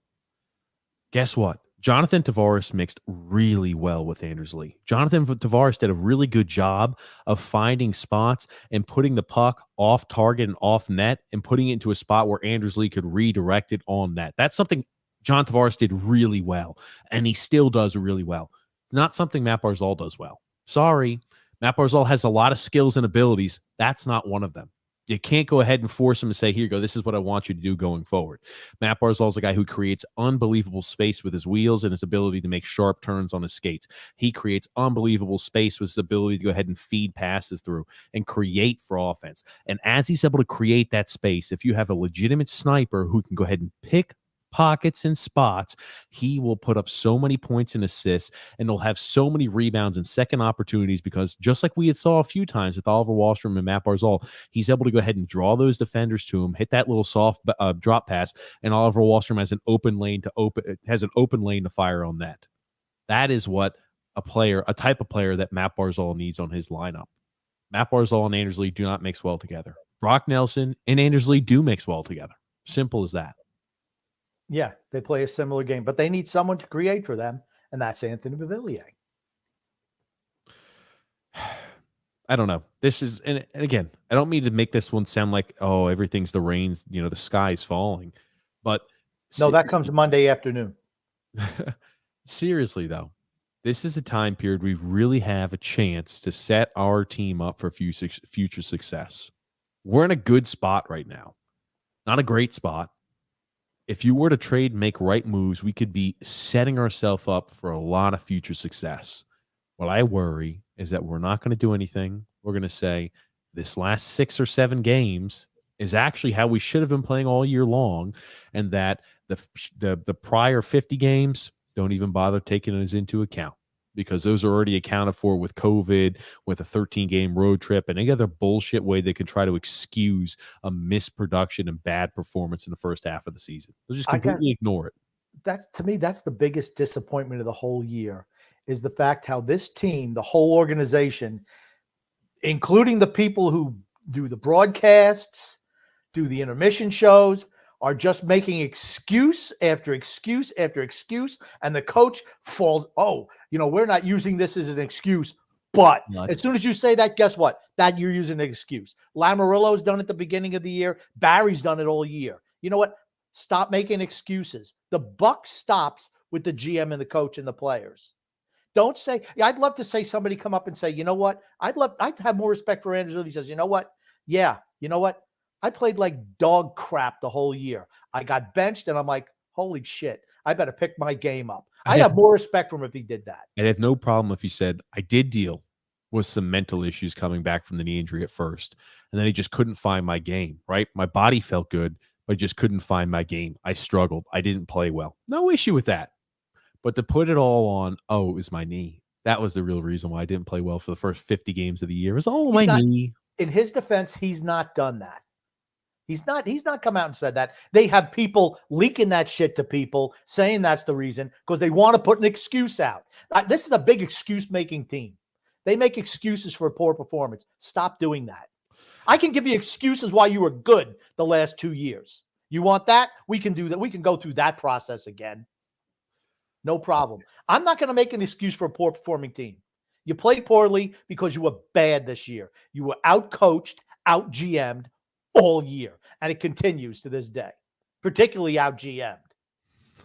Well, we don't move anybody at the deadline, right? I thought 3 was going to be an astronomical amount of players that we move. We're not going to move anyone. I thought just weeks ago, and I'm going to want up eating my freaking words. Just weeks ago, I said, if we move 3, that would be an underperforming deadline day because I thought there was no way we weren't going to move at least 3 guys.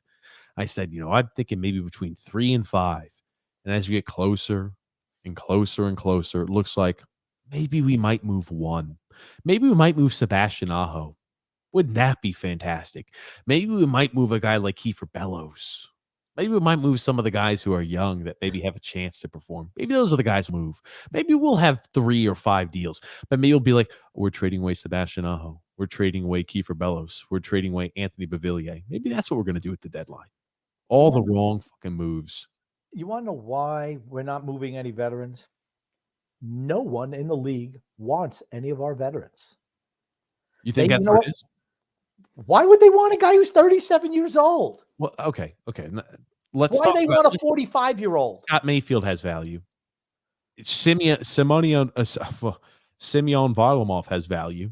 Those players have value. Yeah, indisputable value. He's not going anywhere either. That was the hopeful thought, right? Oh, maybe Varlamov is going to be traded. That's why we're going to play him so often. That's why we're playing them every other game is because we're trying to showcase Varlamov, guys. Remember that one?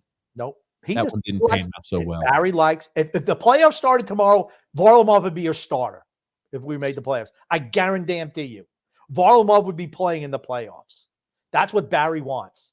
He wants the veteran out there. I don't care. Sorokin could give up no goals the whole year. Varlamov would be the starting goalie come playoff time. No, I don't think it's that. It couldn't be that bad, could it?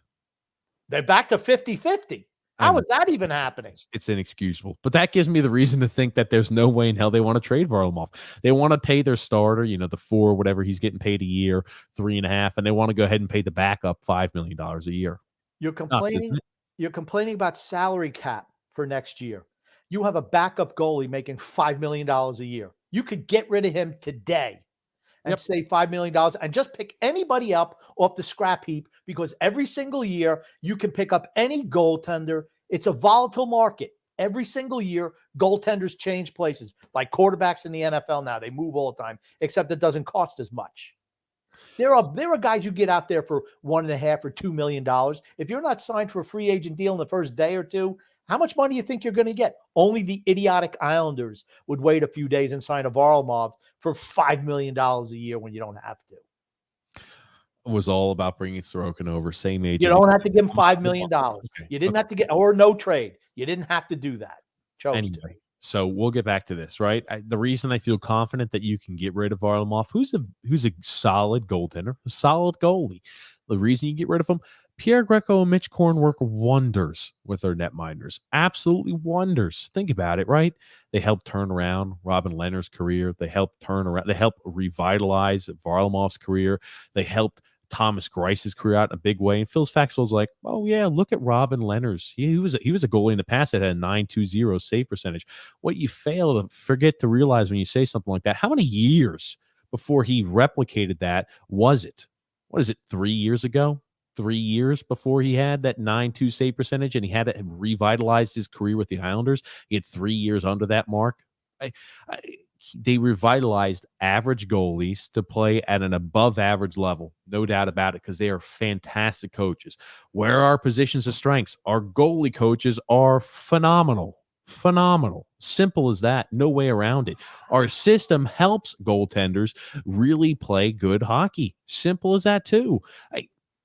That's a strength of our team. We've got to utilize that. So if you don't have to overpay an average goalie to be above average, maybe you can go ahead and find a guy of market value, because now you've got a really good goalie that you can really go ahead and accentuate and make him look fantastic on the ice. You're talking And about Sorokin. you're talking about 25 games a year for a backup. That's what you're talking about. You can get some guy who's in his mid to late 30s, a Brian Elliott type. You can get him to come out there for 25 games. What do you think Tampa did? You didn't see Tampa signing some guy to split the 50-50 with Vasilevsky. Why? Because he's a stud. Sorokin's a stud.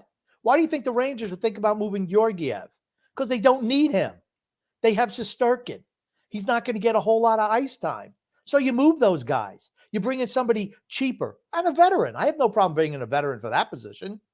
But the whole thing is, you don't have to pay him, $5 million a year. Don't cry to me about salary cap. It's because you mismanage everything. That's why you're in salary cap trouble. Too many guys in the middle who don't produce consistently or at a high level make too much money. That's the real problem with this team. Let's go ahead and jump to our ad, and then we're going to get to some comments. We won't be on too long this evening. I hate that it's been all negative, but what I see is everybody jumping back on board with the bandwagon. It took six wins. What would be 6 wins in the last 7 games, Grump? I don't even know, to be honest with you. We've won some games, though. Hey, let's give credit. The Islanders never say die. That's why we named this podcast. And they don't. They don't quit. I just wish they wouldn't have quit earlier in the season. So, but the part that aggravates me is that everybody jumps right back on the bandwagon again. All it took was 6 good games. 6 good games over a 7-game period. We're 6-3-1 in the last 10. So, however that breaks out.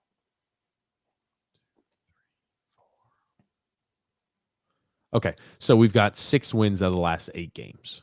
Okay. That's all it took for fans to come running back to, hey, we're cup contenders again. And that's the sad part. And we're 20 points out of the playoffs. Okay, 20 points out of the playoffs. You are what your record says you are.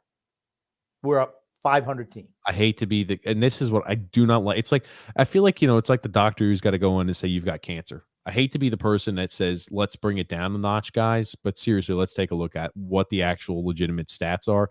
Let's take a look at what the season has been. And all it took was six wins in an 8-game stretch in order for people to say, we're back on board. We're winning a cup again next year if we make a tweak here or there. That's all we need. Keep the same team together, but just go ahead and get rid of Josh Bailey and add a legitimate winger and, replace Big Z and Andy Green, and we're winning a cup. That's sad. That's the sad part. Josh Bailey has no market. Yeah. That's anyway. Today's podcast is brought to you by DraftKings. The NHL season has been packed with dirty dangles, hat tricks, and big wins. As the action rolls on, DraftKings Sportsbook, an official sports betting partner of the NHL, has your shot to win big too. New customers can bet just $1 on any team and get $150 in free bets if they win. That's right. A bump in the win column for your team means free bets for you. If Sportsbook isn't available in your state yet, you could still have a shot to light the lamp. And everyone can play for huge cash prizes with DraftKings Daily Fantasy Hockey Contest. DraftKings is giving all new customers a free shot at millions, and I mean millions of dollars in total prizes with their first deposit. Download the DraftKings Sportsbook app now and use the promo code THPN and bet just $1 on any NHL team and win $150 in free bets if they win. That's promo code THPN at DraftKings Sportsbook, an official sports betting partner of the NHL. You must be 21 years or older. Restrictions apply. See the show notes and the description for additional details. Yeah. Nice ad read. It's easy when you don't have to read off a million of the items in every state that's applicable to, and I can just include it at the bottom.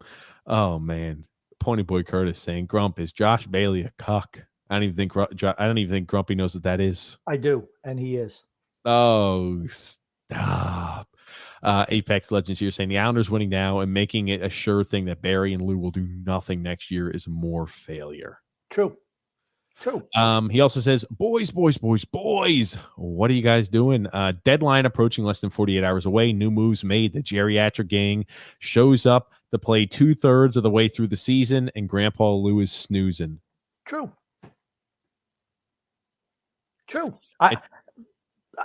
It's so obvious, right?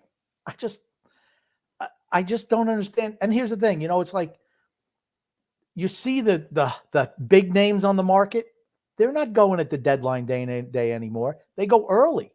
Teams want to make sure they get their players early. Giroud didn't go on deadline day. He went today. Lindholm today. They were the two biggest names out there. They went today. That's why I keep on saying, you don't wait till the last day. You should be proactive, because now Boston could have been a suitor for Mayfield. Could have been. Yeah, maybe they said, terrific, we're going to get Mayfield on the cheap next year too. I know you don't want to trade him there to a team in the same conference, perhaps. We're going to have to play Boston a few times. But, man, you could have really got a huge return for a guy like Scott Mayfield to Boston. That's for certain. Now, that said, I think Boston was looking for a left shot defenseman. So, that's a whole nother thing. But I'm just throwing out, while other teams are making moves to their players, that means that there's less people to bargain against one another. And here's the thing too, right? Hampus Lindholm and Scott Mayfield are not the same type of defender. They're very different in the styles they play.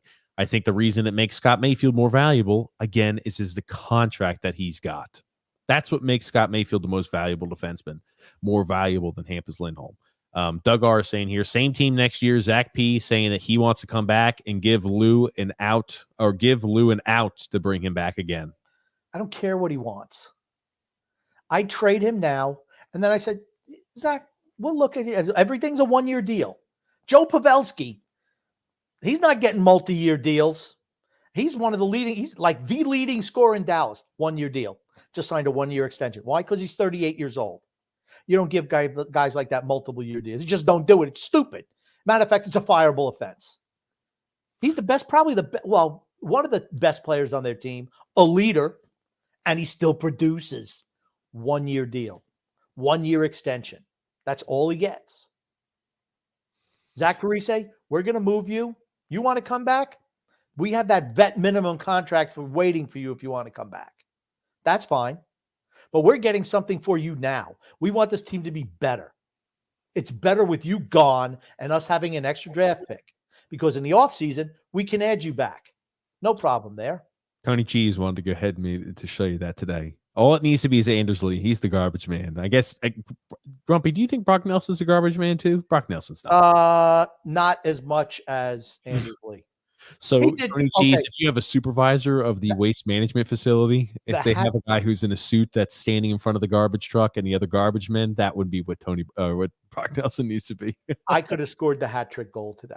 Oh, that's it. Okay, you can hit an empty netter. I got you. It was an empty netter, and he was standing right in the center of the ice. No one near him. Guy tries to pass it to the far point, right to Nelson.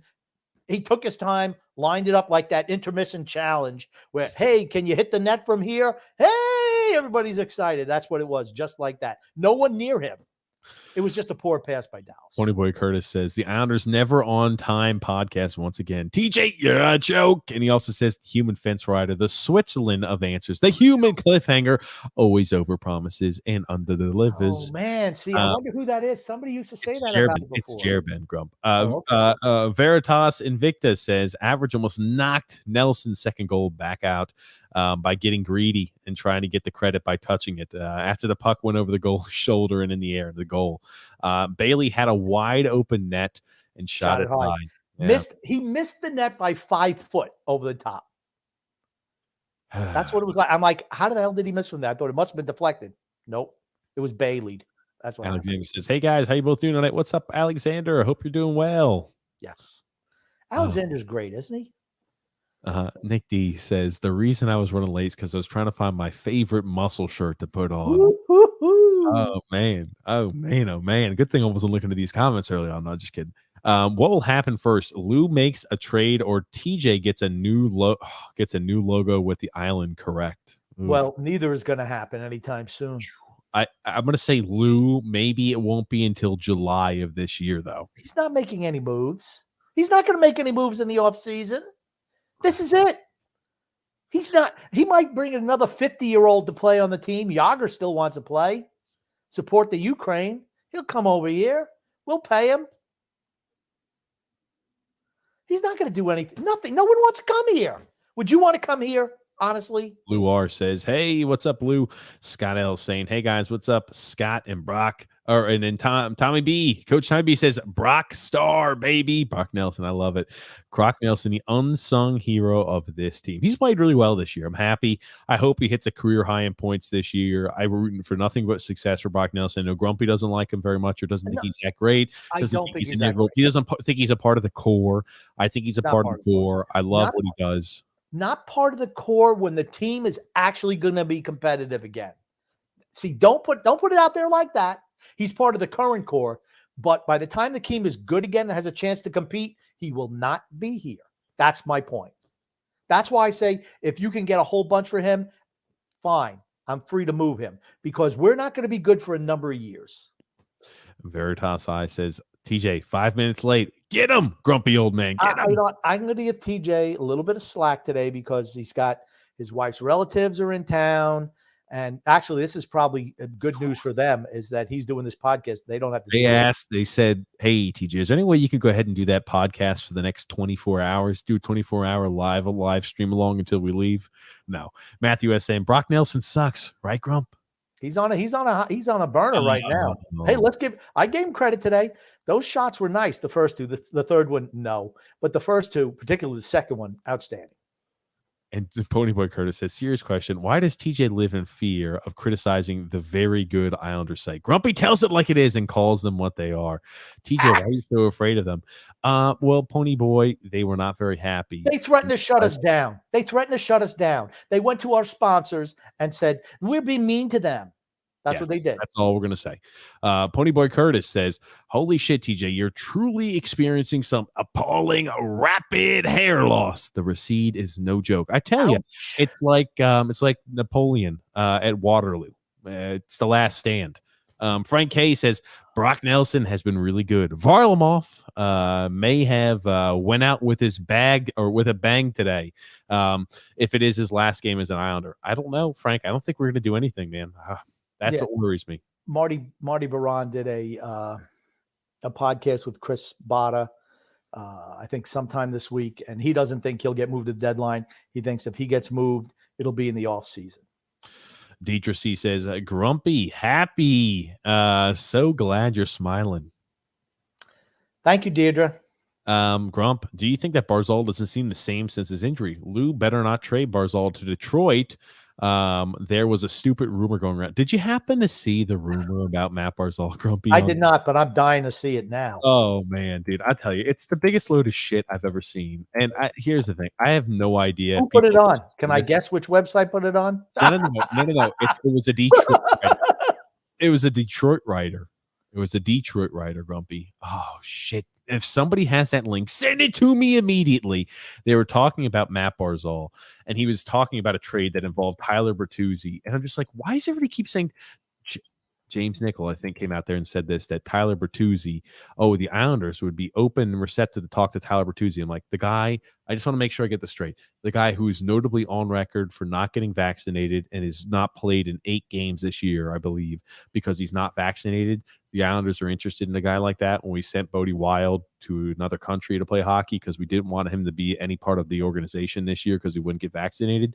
There's no way in hell the Islanders have any interest in Tyler Bertuzzi. Cross that one off. He's not vaccinated. We've already taken a strong stance on that earlier. What's changed? I don't think anything.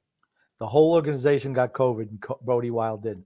I don't know if he got crazy. COVID. Hell knows. Doesn't even matter. I know everybody else in the organization did. That much I do know. Okay. That's why we were so crappy early in the year. They don't hesitate to tell you. Okay. Somebody please go ahead and send me that link. Link it to me on Twitter if you've got it.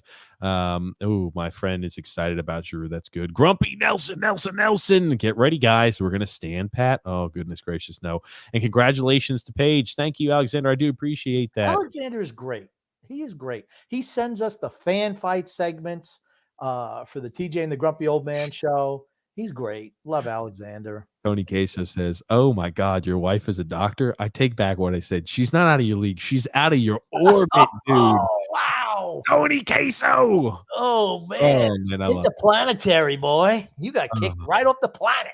Oh man, John M saying nice shirt. Grumpy, tell me what you've got. Tell me what you're sporting today. What are you wearing? I got an Auburn Tiger shirt, courtesy of John McManaman. And I just want to say thank you so much, John. And I wear it proudly. Auburn plays tomorrow, hoping to advance to the Sweet 16 in the NCAA tournament. Oh man, look! And I'm rooting for him for certain. Matthew S says 27 goals. Mic drop.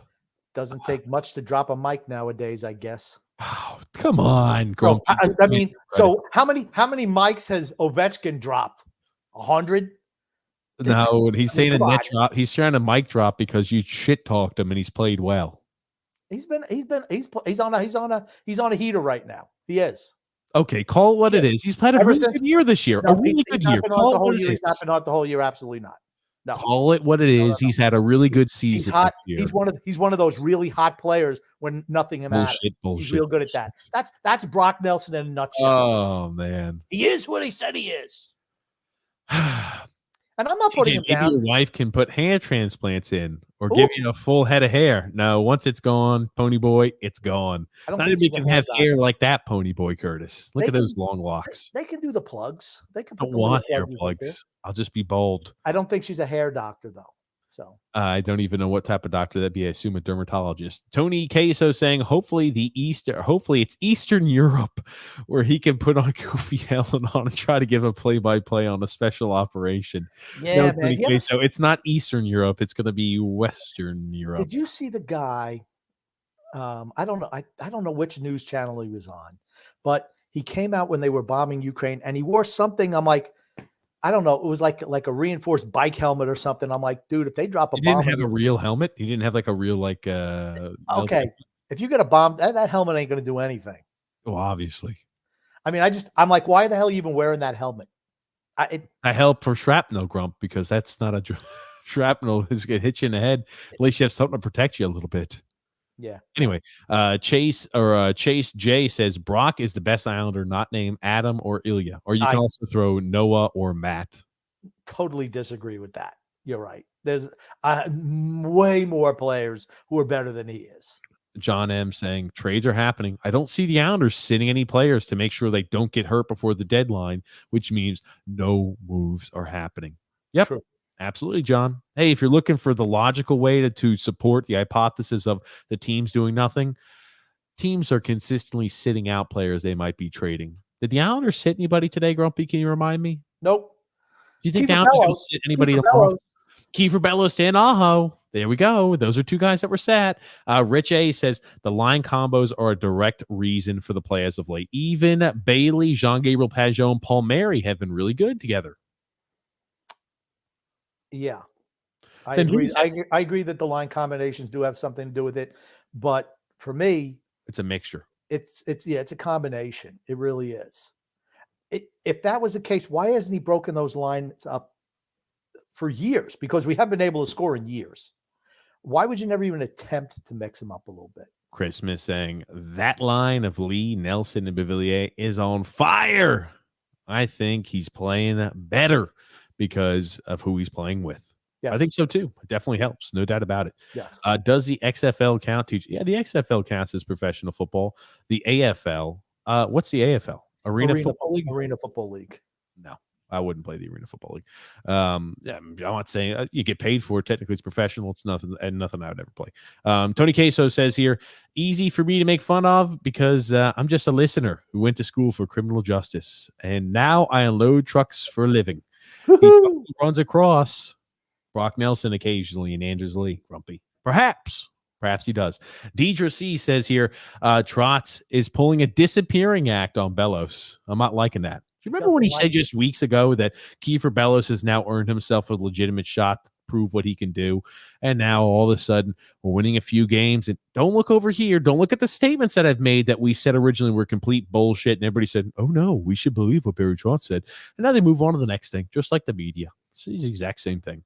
Isles 44 says, I'm always dubious. Oh, Isles 44, baby. I love the word choice. I'm always dubious when guys get hot after the season is clearly over.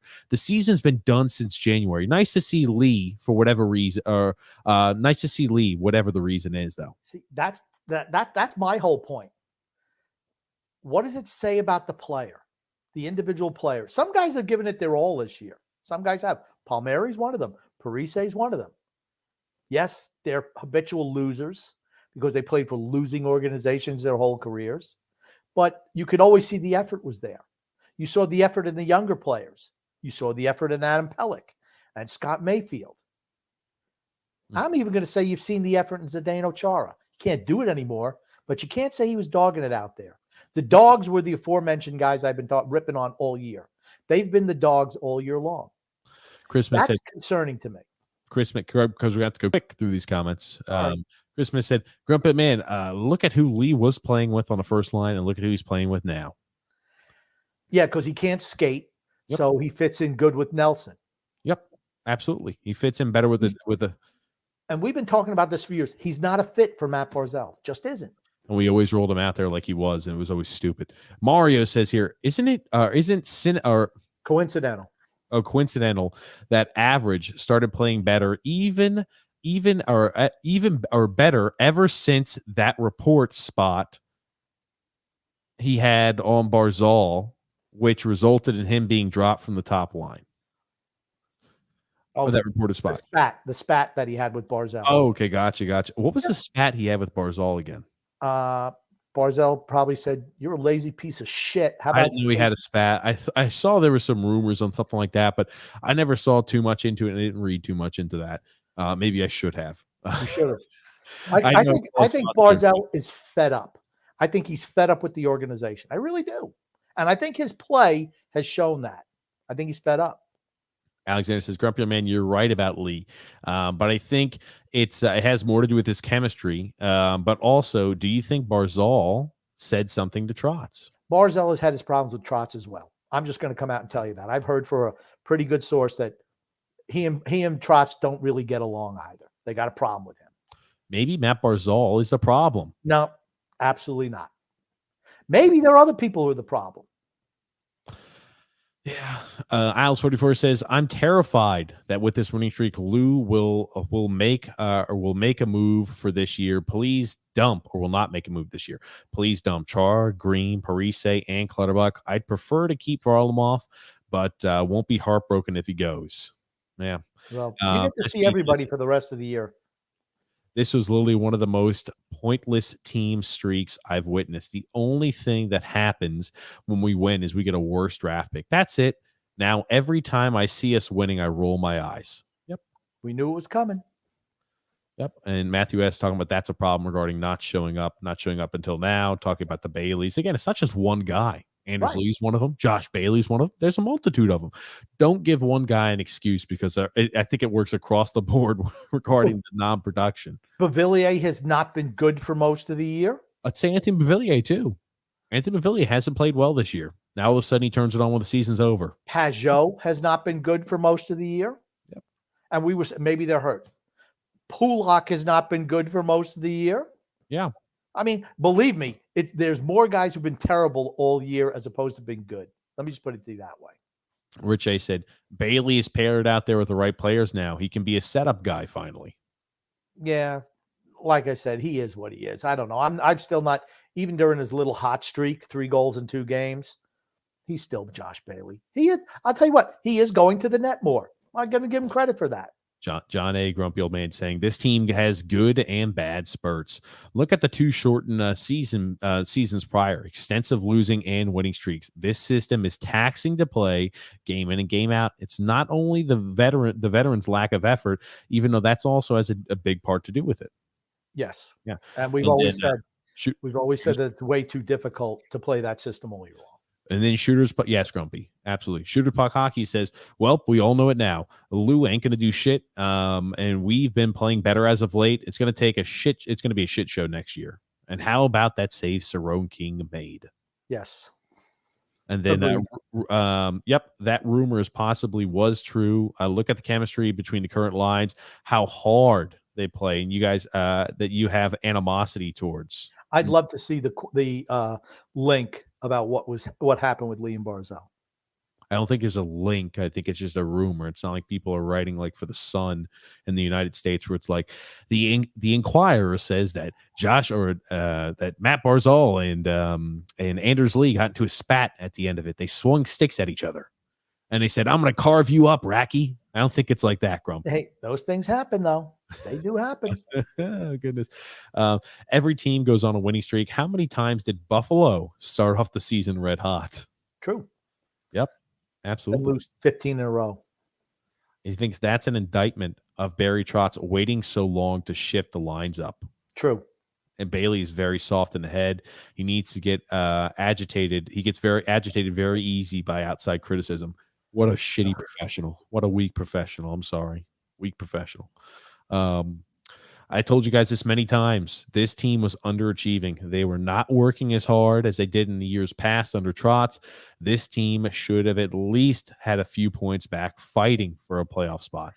Even if you qualify for a playoff, let's say we even qualified for the last playoff spot, where are we going from there? We're nowhere near good enough to beat any of the good teams in our conference. Not even close. Not even close to being good enough to beat Carolina or Pittsburgh. I think we could beat the Rangers, though. That's the one team I think we could beat. Matthew S. also agreeing. It's so frustrating to see how we're playing now, and then when it's too freaking late. Matt Barzal with what? He's got 39 points. 40 points. He's got 40 points. Yeah, he's all right. Yeah, he's got 40 points. Leads the team in points, Paul. I look at it like this. If you had guys that accentuated his ability to play, he'd have an unbelievable amount of points. And this is a guy who was averaging more than a point a game his rookie year under Doug Waite when they were playing the high-flying, no defensive style of hockey. And ever since Trotz is here, the guy's lucky to break 60 points a year in a full season. If we played as a team who stylistically wanted to create any offense, he'd have double that in points. Yeah. And he'd be happy too. Yeah. And even after winning, we're still 19 points back from the playoffs. We aren't even close to catching Columbus. This is ridiculous. Yeah. Like I said, it's just, okay, we're playing better, but we don't make up any ground because guess what? The other teams are better than us. Brian P. also saying here, the reason we're playing better is because there's no pressure now. The teams that are out of it, and they're always, they always seem to play well. No pressure. Yep, that's what definitely one thing adds up. James F. saying, yeah, why are they playing well, TJ? It's because the trade deadline, in my opinion. They don't want to get traded away. I'd bite on that one too. Matthew S. saying, unless it's, getting around league minimum next year or possibly slightly more than 900K, say goodbye. And that's the thing, Matt. What happens, Matthew? I'm sorry. What happens if he says, hey, with the bonuses I got, 1 million in bonuses this year. I got league vet minimum. I got 1 million in bonuses. I want to get that same contract. I want 1.75, or I want an increase. I want it to 2 million. Are we saying, yeah, let's jump all at that? I don't know. Would think it makes him so great is that his cap hits so low. Anyway, moving right along here. John A. saying they should focus on becoming perennial playoff contenders, and by standing pat at the deadline, they will be denying themselves that chance. This year and next year are the two deepest drafts in quite some time. Why wouldn't you want to acquire as much draft capital as possible, regardless of what round, in order to find some diamonds in the rough? Because Lou doesn't care. He's at the end of his string, how many years do you have left? He wants to try to get a Stanley Cup before he retires. It's not going to happen. So I think he's a little selfish in those regards. And then Isles 44 is saying, as much as I want to dump these guys, the only guys who are pending unrestricted free agents have zero value. I'd be shocked if you could even get a 4th round pick from one of these guys. Maybe Clutterbuck gets you a 3rd. That's okay. All those picks add up. And then you can maneuver the draft board. Hey, you know what? We'd like to get a pick at the end of the 1st round. We have a 2nd and we have 3 3rds and 2 4ths. I'll give you this, but just maneuver up the board. Yeah, no, you brought that up earlier. Brett W. is saying here, I don't want Parise back, even a vet minimum. Play Bellows, Grump. And I think that's something you usually agree with. And Parise offers more than Bellows as a complete player. There's no doubt about that. So, Yeah, but he's not a guy who's going to be part of the solution going forward. John M saying here, if we don't move anybody at the deadline, it will set the team back 3 years, and 3 years of not making the playoffs, and another 5 years maybe of rebuilding. You can rebuild faster with free agency. I don't think that anyone wants to play here, though. That's not for Barry Trotz. They don't. But yeah, that's the whole thing. All you're doing is prolonging the inevitable. That's all you're doing. I don't believe the team that has a good goaltending. I don't believe a team that has good goaltending, good defense. If you take out Chara, Green, and put in a good center, that it should be in the position that we're in. That's why I'm saying they're underachieving. I don't know, Paulo. When we look at the 82 game year, you don't underachieve over an 82 game span. Kind of are what you are. You could say maybe we're underachieving over a 20 game span. Maybe I'll give you 30. We're 50 something games into the year. Kind of are what you are, I think, at this point. And the schedule only gets tough for the remainder of the season. If we come away with more than a 500 record at the end of this year, I would be shocked. Even with us playing on house money when the season's over and things don't matter, I'd be shocked if we come with a 500 record the remainder of the year. The problem is at the end of the year, a lot of the teams that we're playing for are going to be jockeying for seeding in the playoffs. And those games are going to matter. They can't afford to lose to a cellar dweller like us. Chara's officially 45, guys. Oof. Congratulations to Daniel Chara. Tony Case is saying, preach, TJ, I appreciate Grumpy Old Man. This is what Christmas saying. Grumpy Old Man, if that was the case about the team not playing, then wouldn't that be on the coach? I agree, especially with Bailey and Lee, who seem to have just flipped the switch. And doesn't that mean that the team is better and closer to a Stanley Cup than ripping this team apart? No, because the team is laced with guys in their 30s who are not going to get better. They're just going to get worse. You're never going to win a Stanley Cup with this group, ever, until you embrace that fact and you want to keep on throwing good money after bad. You're just going to, the same endless cycle is going to happen. Eventually, you're going to have to tear it down and rebuild it. Brett W says, Lou has never been a seller. He won't move anyone. Yikes. Ponyboy Curtis says he's the oldest dude in the NHL, or the oldest dude currently playing in any of the North American Sports League. I think that, is he older than Brady now, Grump? Brady's going to be 45 in August. Okay, so he's the oldest. John A says here, how do we get in touch with Lou to address our concerns? A carrier pigeon? Probably. SP says, I see what Lindholm and Sherratt are getting huge returns. Why don't we move Mayfield? I couldn't tell you. It makes too much sense. We're going to win a cup next year. That's why, guys. We're winning a cup. We're 20 points off of a playoff spot today. Well, we're winning a cup next year. Don't you doubt it. Don't you even think that we don't have a chance to do that. It makes no sense. Honestly, it makes no sense.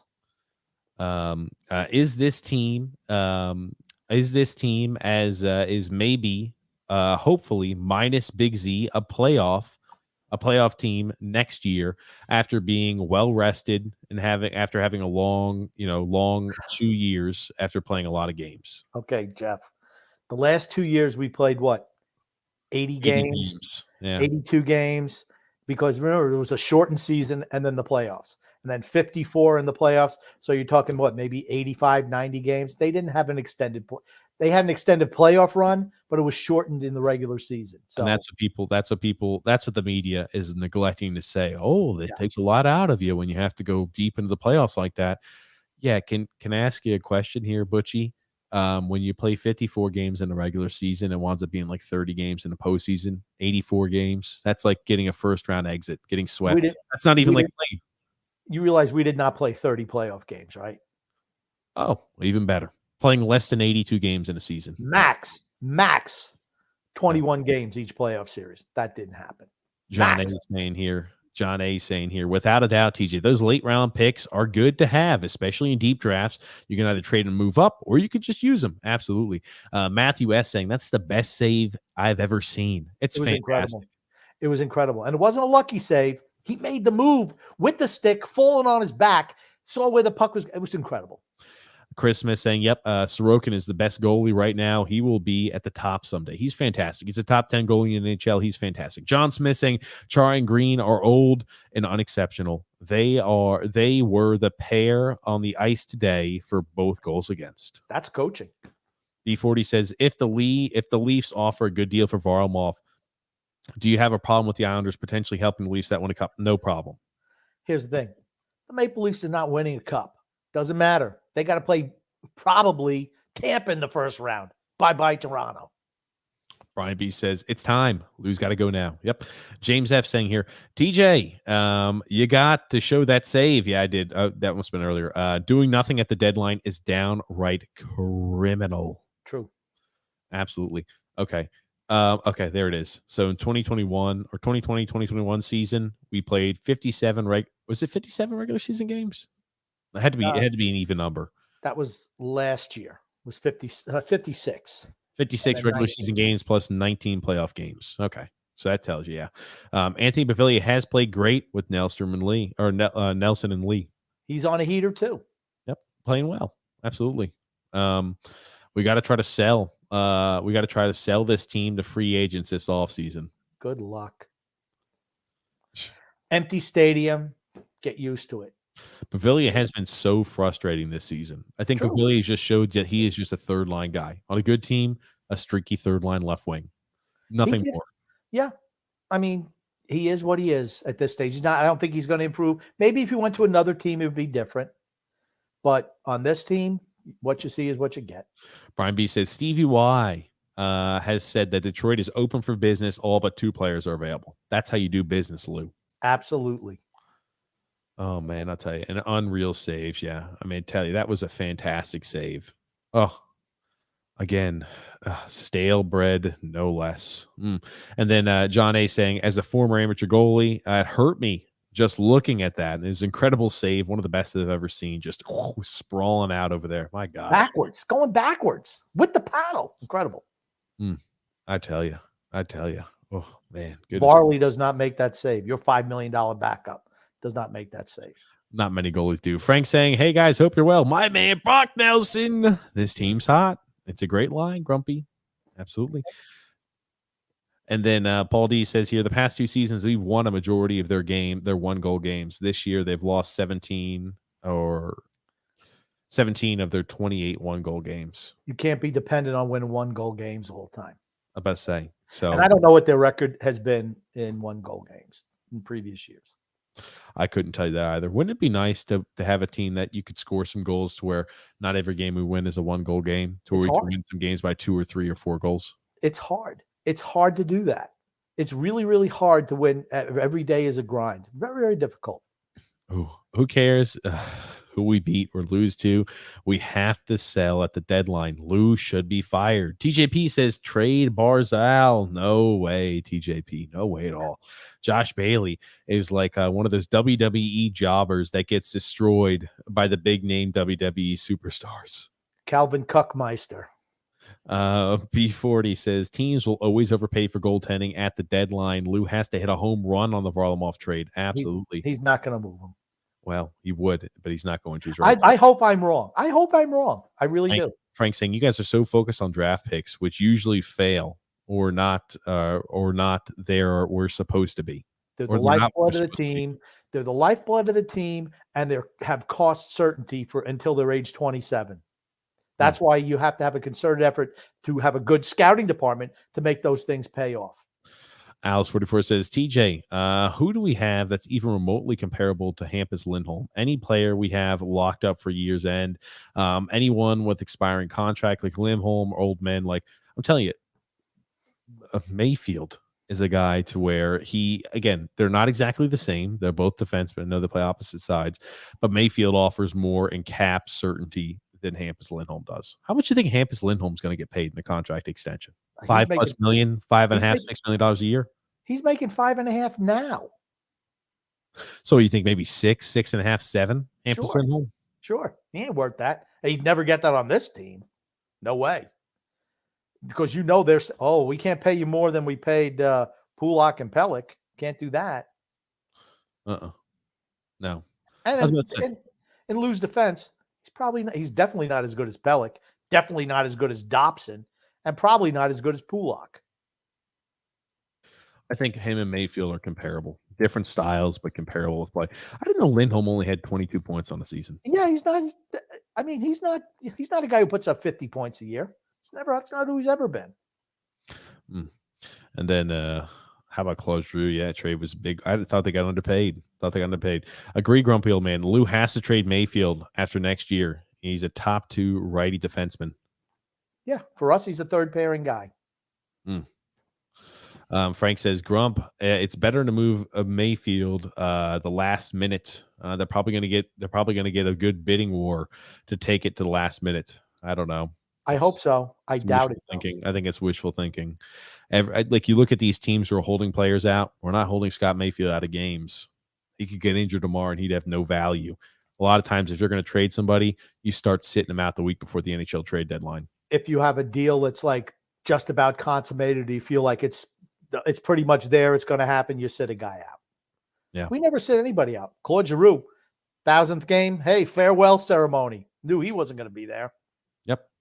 Christmas saying here, Lou has 2 top left defensemen, Pellick and Salo. The fact that I think Lou is willing to gamble that Mayfield will sign for pennies on the dollar after next year instead of moving him for King's ransom now is nuts to me as well. I don't even think it's that. I think that he's saying, I know he's not going to sign back for us because there's no way he's taking pennies on the dollars. He's earned $1.45 million throughout the prime of his career. He's going to want to finally get paid. The thing is this, they are willing to hold Mayfield's contract because he's a valuable player for that contract and saying, we're going all in to win this next year, knowing that you probably won't be here 8 years after. We're going to lose you via unrestricted free agency unless we're so hideously bad next year that we trade you away for pennies. It's the thought process on it is dumb all the way around. It's beyond stupid all the way around. What team in the Metropolitan Division do we supplant for a playoff spot next year? Yeah, I heard that the Rangers are going to get a lot worse. I heard that the Washington Capitals are going to fall off the face of the earth. I heard that Sidney Crosby and Malkin were going to stop playing hockey. They both retire this offseason. And so I think that's what's going to happen with those 3 teams, Grump. Like I said, we might scrape in as the 8th playoff team. Maybe. Boston is still going to be there. Toronto. I heard the Carolina Hurricanes were actually disbanding their hockey team as well. Oh, that might. I heard the Red Wings, a team that's on the fringe for next year. I heard they're not going to make any improvements next year. I heard that guys like Mo Cedar, guys like Lucas Raymond, they're actually going to guys like Dylan Larkin, they're going to take steps back next year. I mean, I'm not even talking about the teams who are going to. I'm even talking about wild card spot, right? Let's assume right they're going to disband the Carolina Hurricanes. Crosby and Malkin are retiring this offseason. The Rangers going to fall off the planet Earth, and then you're going to have the Capitals. Well, they're just going to kind of flutter. But if we're looking even at a wild card spot, now Detroit's going to be a legitimate contender for a wild card spot going forward. In all seriousness, yeah, Boston's not going to fall off the earth. Florida's still going to be there. Tampa's still going to be there. Toronto's going to be there. Boston's still going to be there. Washington's still going to be there.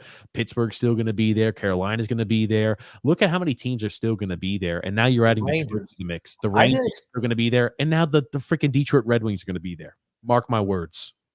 And Columbus is getting better too. They've overachieved this year. Not yet. They still have young guys like Kent Johnson. They'll be 2-3 years away. The Kent Johnsons are still a little bit away, but they'll be there. We don't have anyone who's 2-3 years away from making this team better. One team, one person, Atu Ratu. That's it. Dobson, best power play defenseman since Brian Berard. He's really, really good. TJ, your rant is dead on tonight. I appreciate it, Nick D. I appreciate it. We don't hear anymore. These Noah Dobson needs to be moved to somebody else deals. That's good. Make Dobson a throw-in, to get some big name. Yeah. Stuff is so unbelievably dumb. So unbelievably dumb. Let's trade the young guys. We called that out. Keep all the vets. That makes sense. Mario's saying, I never thought that Cal Clutterbuck was going to get traded.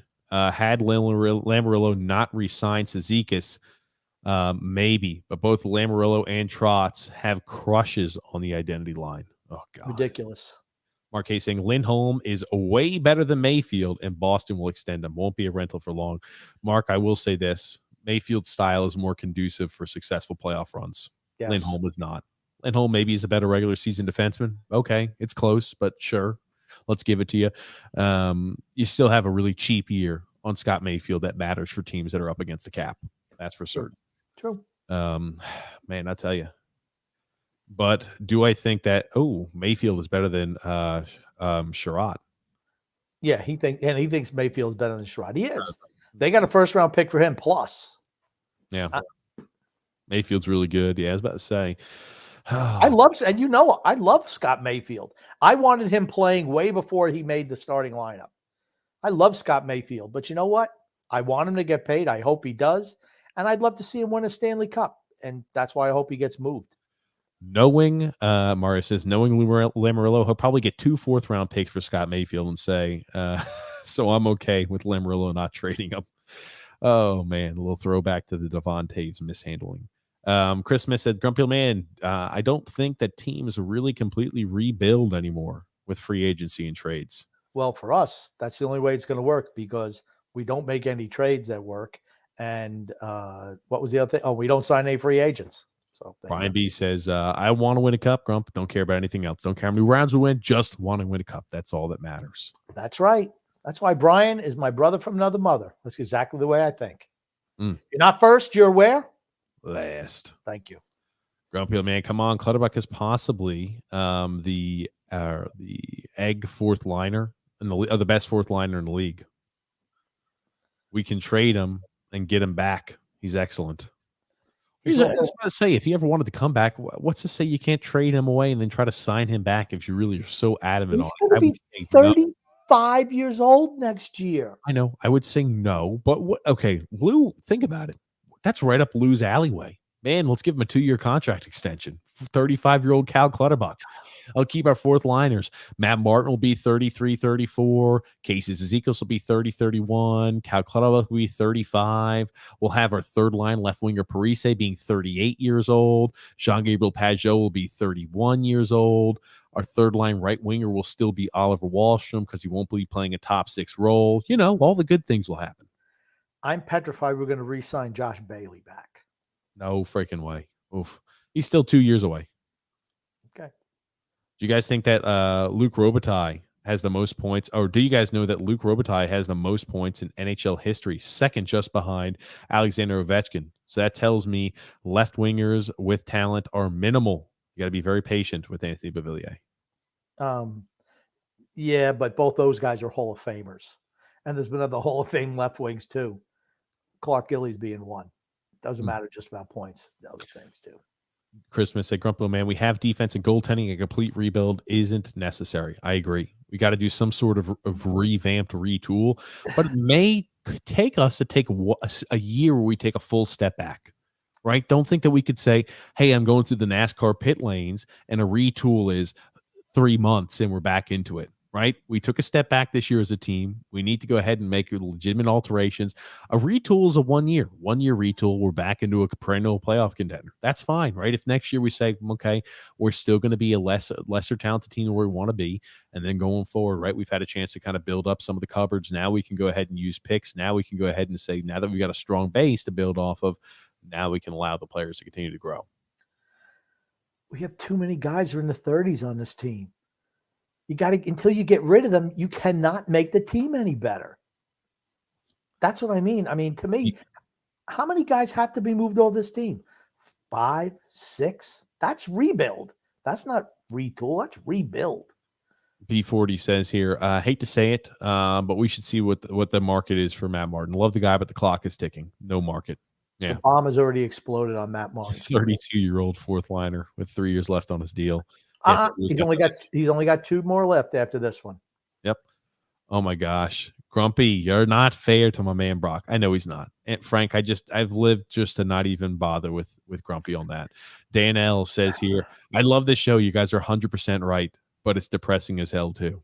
True. Well, I hate. Yeah, we're depressed too. We're not happy. We're not happy with the direction of the team. No, absolutely not. Oh man, why do I call him Barzal? Not Barzal. How do you pronounce it? Barzal? Barzal. I don't even know. Now I'm confused. I don't even know how I pronounce it now. I always pronounce it Barzal. And I have some people who are like, it's Barzal. I'm like, I don't know. I always call him Barzal. Sorry. Anthony R. saying he's actually playing on the first line. Check out Barzal's ice numbers since he's been back. Just as bad as Wallstrom's. Oh, God. Barzal is gone. Seriously, he's not re-signing. Oof. Let's say you limit him and turn him into a third line center, which is what Barry's always wanted to do anyway. He's hated Matt Barzal since he's been here. Hated him because he doesn't play the grinded style. I'm telling you, you want to piss off the best player on your team? Go right ahead. You want to see empty seats, Ledecky and Malkin? Keep Barry Trotz in the fold. Go ahead. Keep Lou Lamoriello as the GM. Go right ahead. When you lose your best player, you got nobody to blame but yourselves. And here's the thing. Eventually, you're going to see. We've been talking about this for what, a year now? At least a year. What needs to happen with Matt Barzal. Okay, Matt Barzal. Okay, that's how people pronounce it. Oh, I don't know how I do it. Maybe I flip. Ryan B says, "Let me guess, Priestley just bought himself a new house next to the arena." There you go. That's enough to get a re-sign. Frank saying, "TJ, we had to get the new arena building. That's a factor. I hope it's a factor. People used to use the excuse why we could never sign an unrestricted free agent because we didn't have a good arena, and now we've got that. That's no longer an excuse. I'm just wondering, like we had talked about, it's a perpetual line of excuses that this organization and franchise has habitually made." What's the new excuse going to be when we don't sign big name free agents? We no longer have the arena as an excuse. We no longer have that we're a laughing stock in the NHL. We no longer have that we don't have a legitimate head coach. What's the new excuse going to be? I'm seriously curious. Kind of hope we don't sign anybody just to see what the new excuse is going to be. How many straws are we out of straws to grasp, or is there going to be something legitimate that gets brought there? Is there going to be a water leak or something like that, or a sewage pipe? I'm just like, I'm done with the excuses. I'm done with them. I'm sick and tired of them. I'm fed up with them. Okay, you realize that what they're going to sell next year is we had the schedule, the arena didn't open on time. You know, we had to play all those road games. We had COVID. They're going to throw it all out there. Poor Anders Lee was recovering from his knee injury. Took him 14, 18 months to recover from that before, all of a sudden he got demoted and he started playing better. But it was the knee injury. I love it when they say it usually takes a full year to recover from an ACL injury. That's just a science. Adrian Peterson, what was it, 10 months? And here's the thing. Running back is a way tougher position to play with an ACL tear than left wing, where you glide most of the time. I'm sorry. Players come back faster on ACL tears in the NHL. Why? Because you're not, every single stride you take is not a twist, a torque that happens with the knee. They glide and they angle. I'm not saying I'm not minimizing the injury. Not making cuts here's the thing. You're making cuts, you're stopping, everything of that nature. But again, it's not every single time you make a move. It's a violent, aggressive movement where you're digging your feet into the ground, where you're you're getting your body extended, and people are coming and hitting your body as it's extended on your knee and things like that. So again, it's a lot tougher in the NFL to bounce back regarding the mental aspect too. Shane H, this is 100% right, says, "Look, I like Lee, but he's a rebound shooter. Not a sniper. Yeah, he's the garbage man. He's a really good garbage man." That's right. That's why I call him average. He does one thing really well. Everything else, he's below average. Yep. I tell you. Oh, man. John Smith saying, "I'd burn up some of that $14 million in cap space of buying out Bailey's contract. He cannot be on this team next year." He'll be here. TJ, I just published it on a page. Oh, hold on a second. Oh, the Detroit rumor was BS. Okay, hold on, Matthew. Give me a sec. Let me see if I can pull this one up for Grumpy before we conclude today's show, because we run a little bit of a short one. Matthew, I'm going to have to pull this up. Grump, but it involved us giving up. I want to say they also had us giving up Sorokin, or maybe it was Atu Ratu in the first. Honestly, I cannot remember. It was so unbelievable. It's a guy who's a beat writer for Detroit. And I was just like, my God, he's one of those blue check guys. And I'm just like, holy crap. This has got to be a joke, doesn't it? It's got to be some sort of. His name is Nolan Bianchi. Let me pull him up here on. I'll give it to you. Bianchi. Give me a sec. Maybe. I don't know. I'll have to pull it up. Oh, here it is. Thank you, Al Snob. You're a machine. And thank you, Matthew. You guys are all both legends. I probably got tagged by other people too, but everybody who tagged me in it, you're legends. Nolan here, grumpy old man, says, this would have been an insane thing to propose a year ago, but the Islanders should give up Matt Barzal, Atu Ratu, and a second-round pick for Tyler Bertuzzi, a Philip Hornick, and a fifth-round pick. And it proposed a year ago, but please. Okay.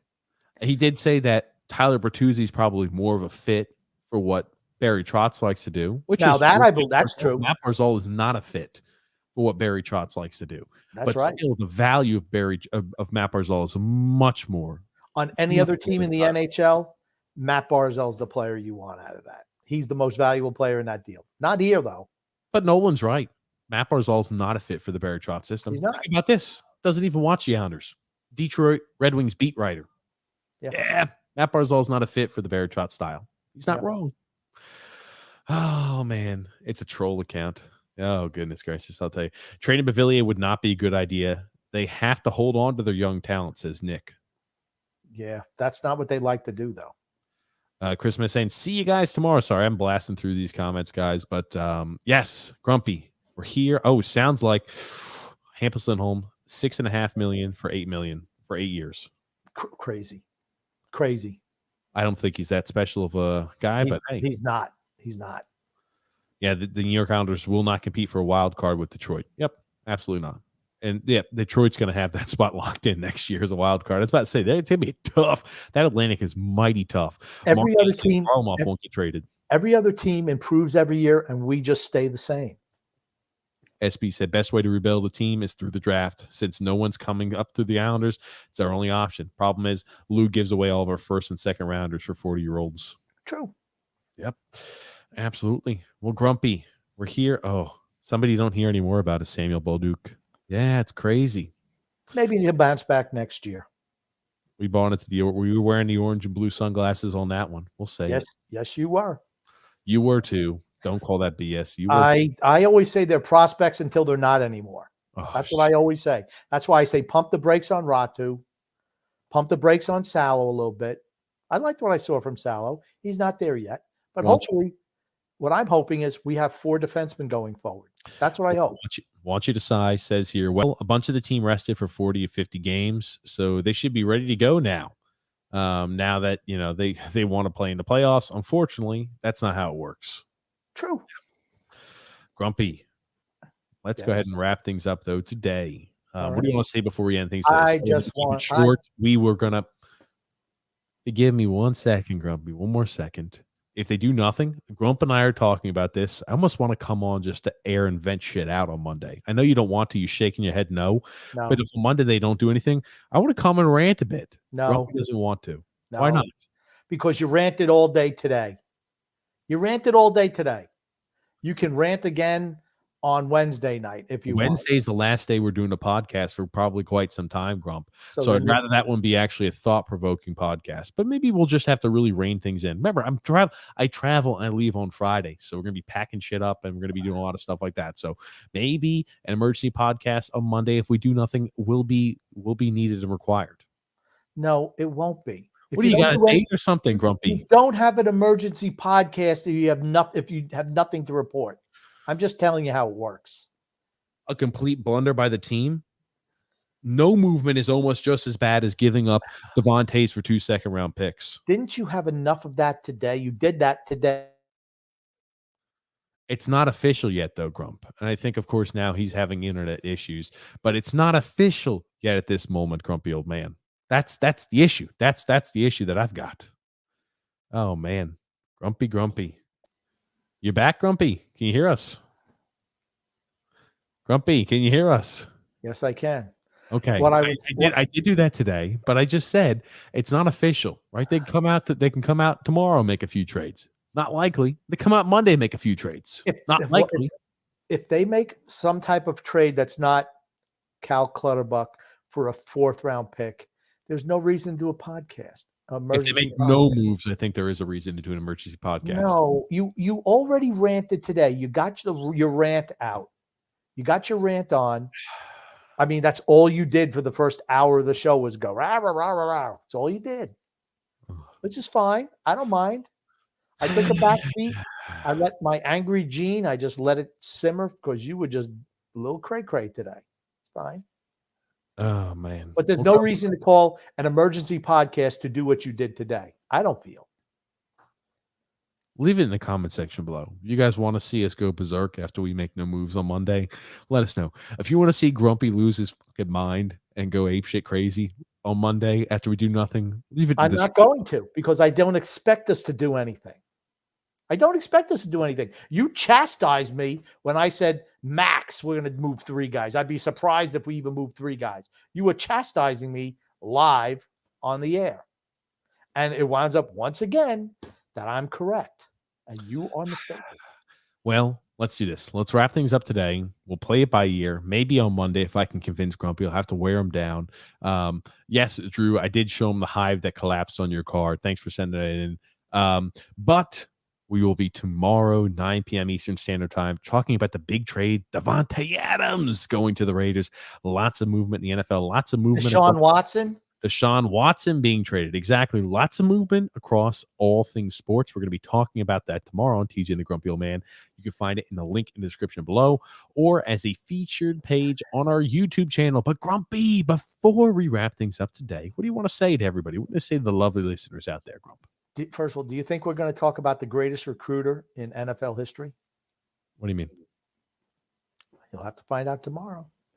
Love and laughter to everyone who listens and even those who don't, from TJ and the Grumpy Old Man.